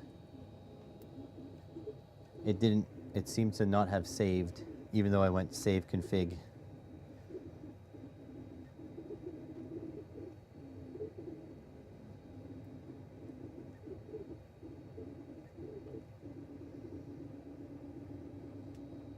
So I'm gonna let the benchy finish now while I go eat something. But yeah, it did not save. I had to add another 1/4 of a millimeter.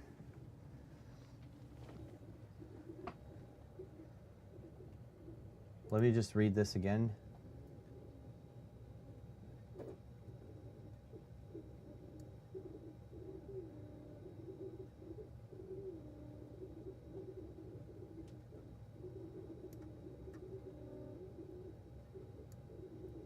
Tune menu. Remember that higher values for the position end stop means the nozzle will be closer to the bed.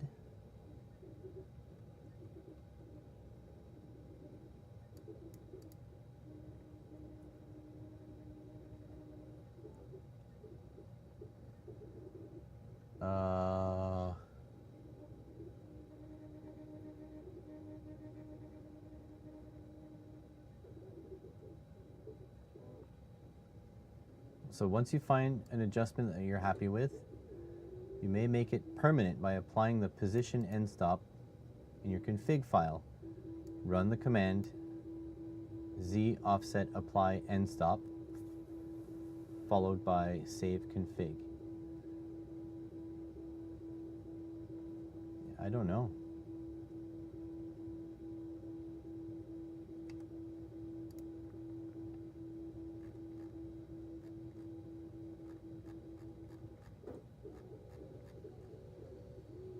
Yeah, I don't know.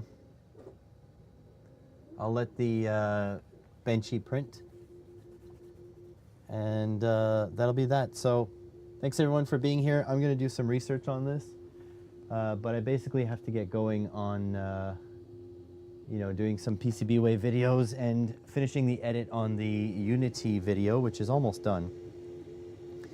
So yeah, I need to get going on that. So I need to eat and then go for a walk and then get to work. So thanks everyone for being here. Really appreciate it. I'll catch you guys on the next one.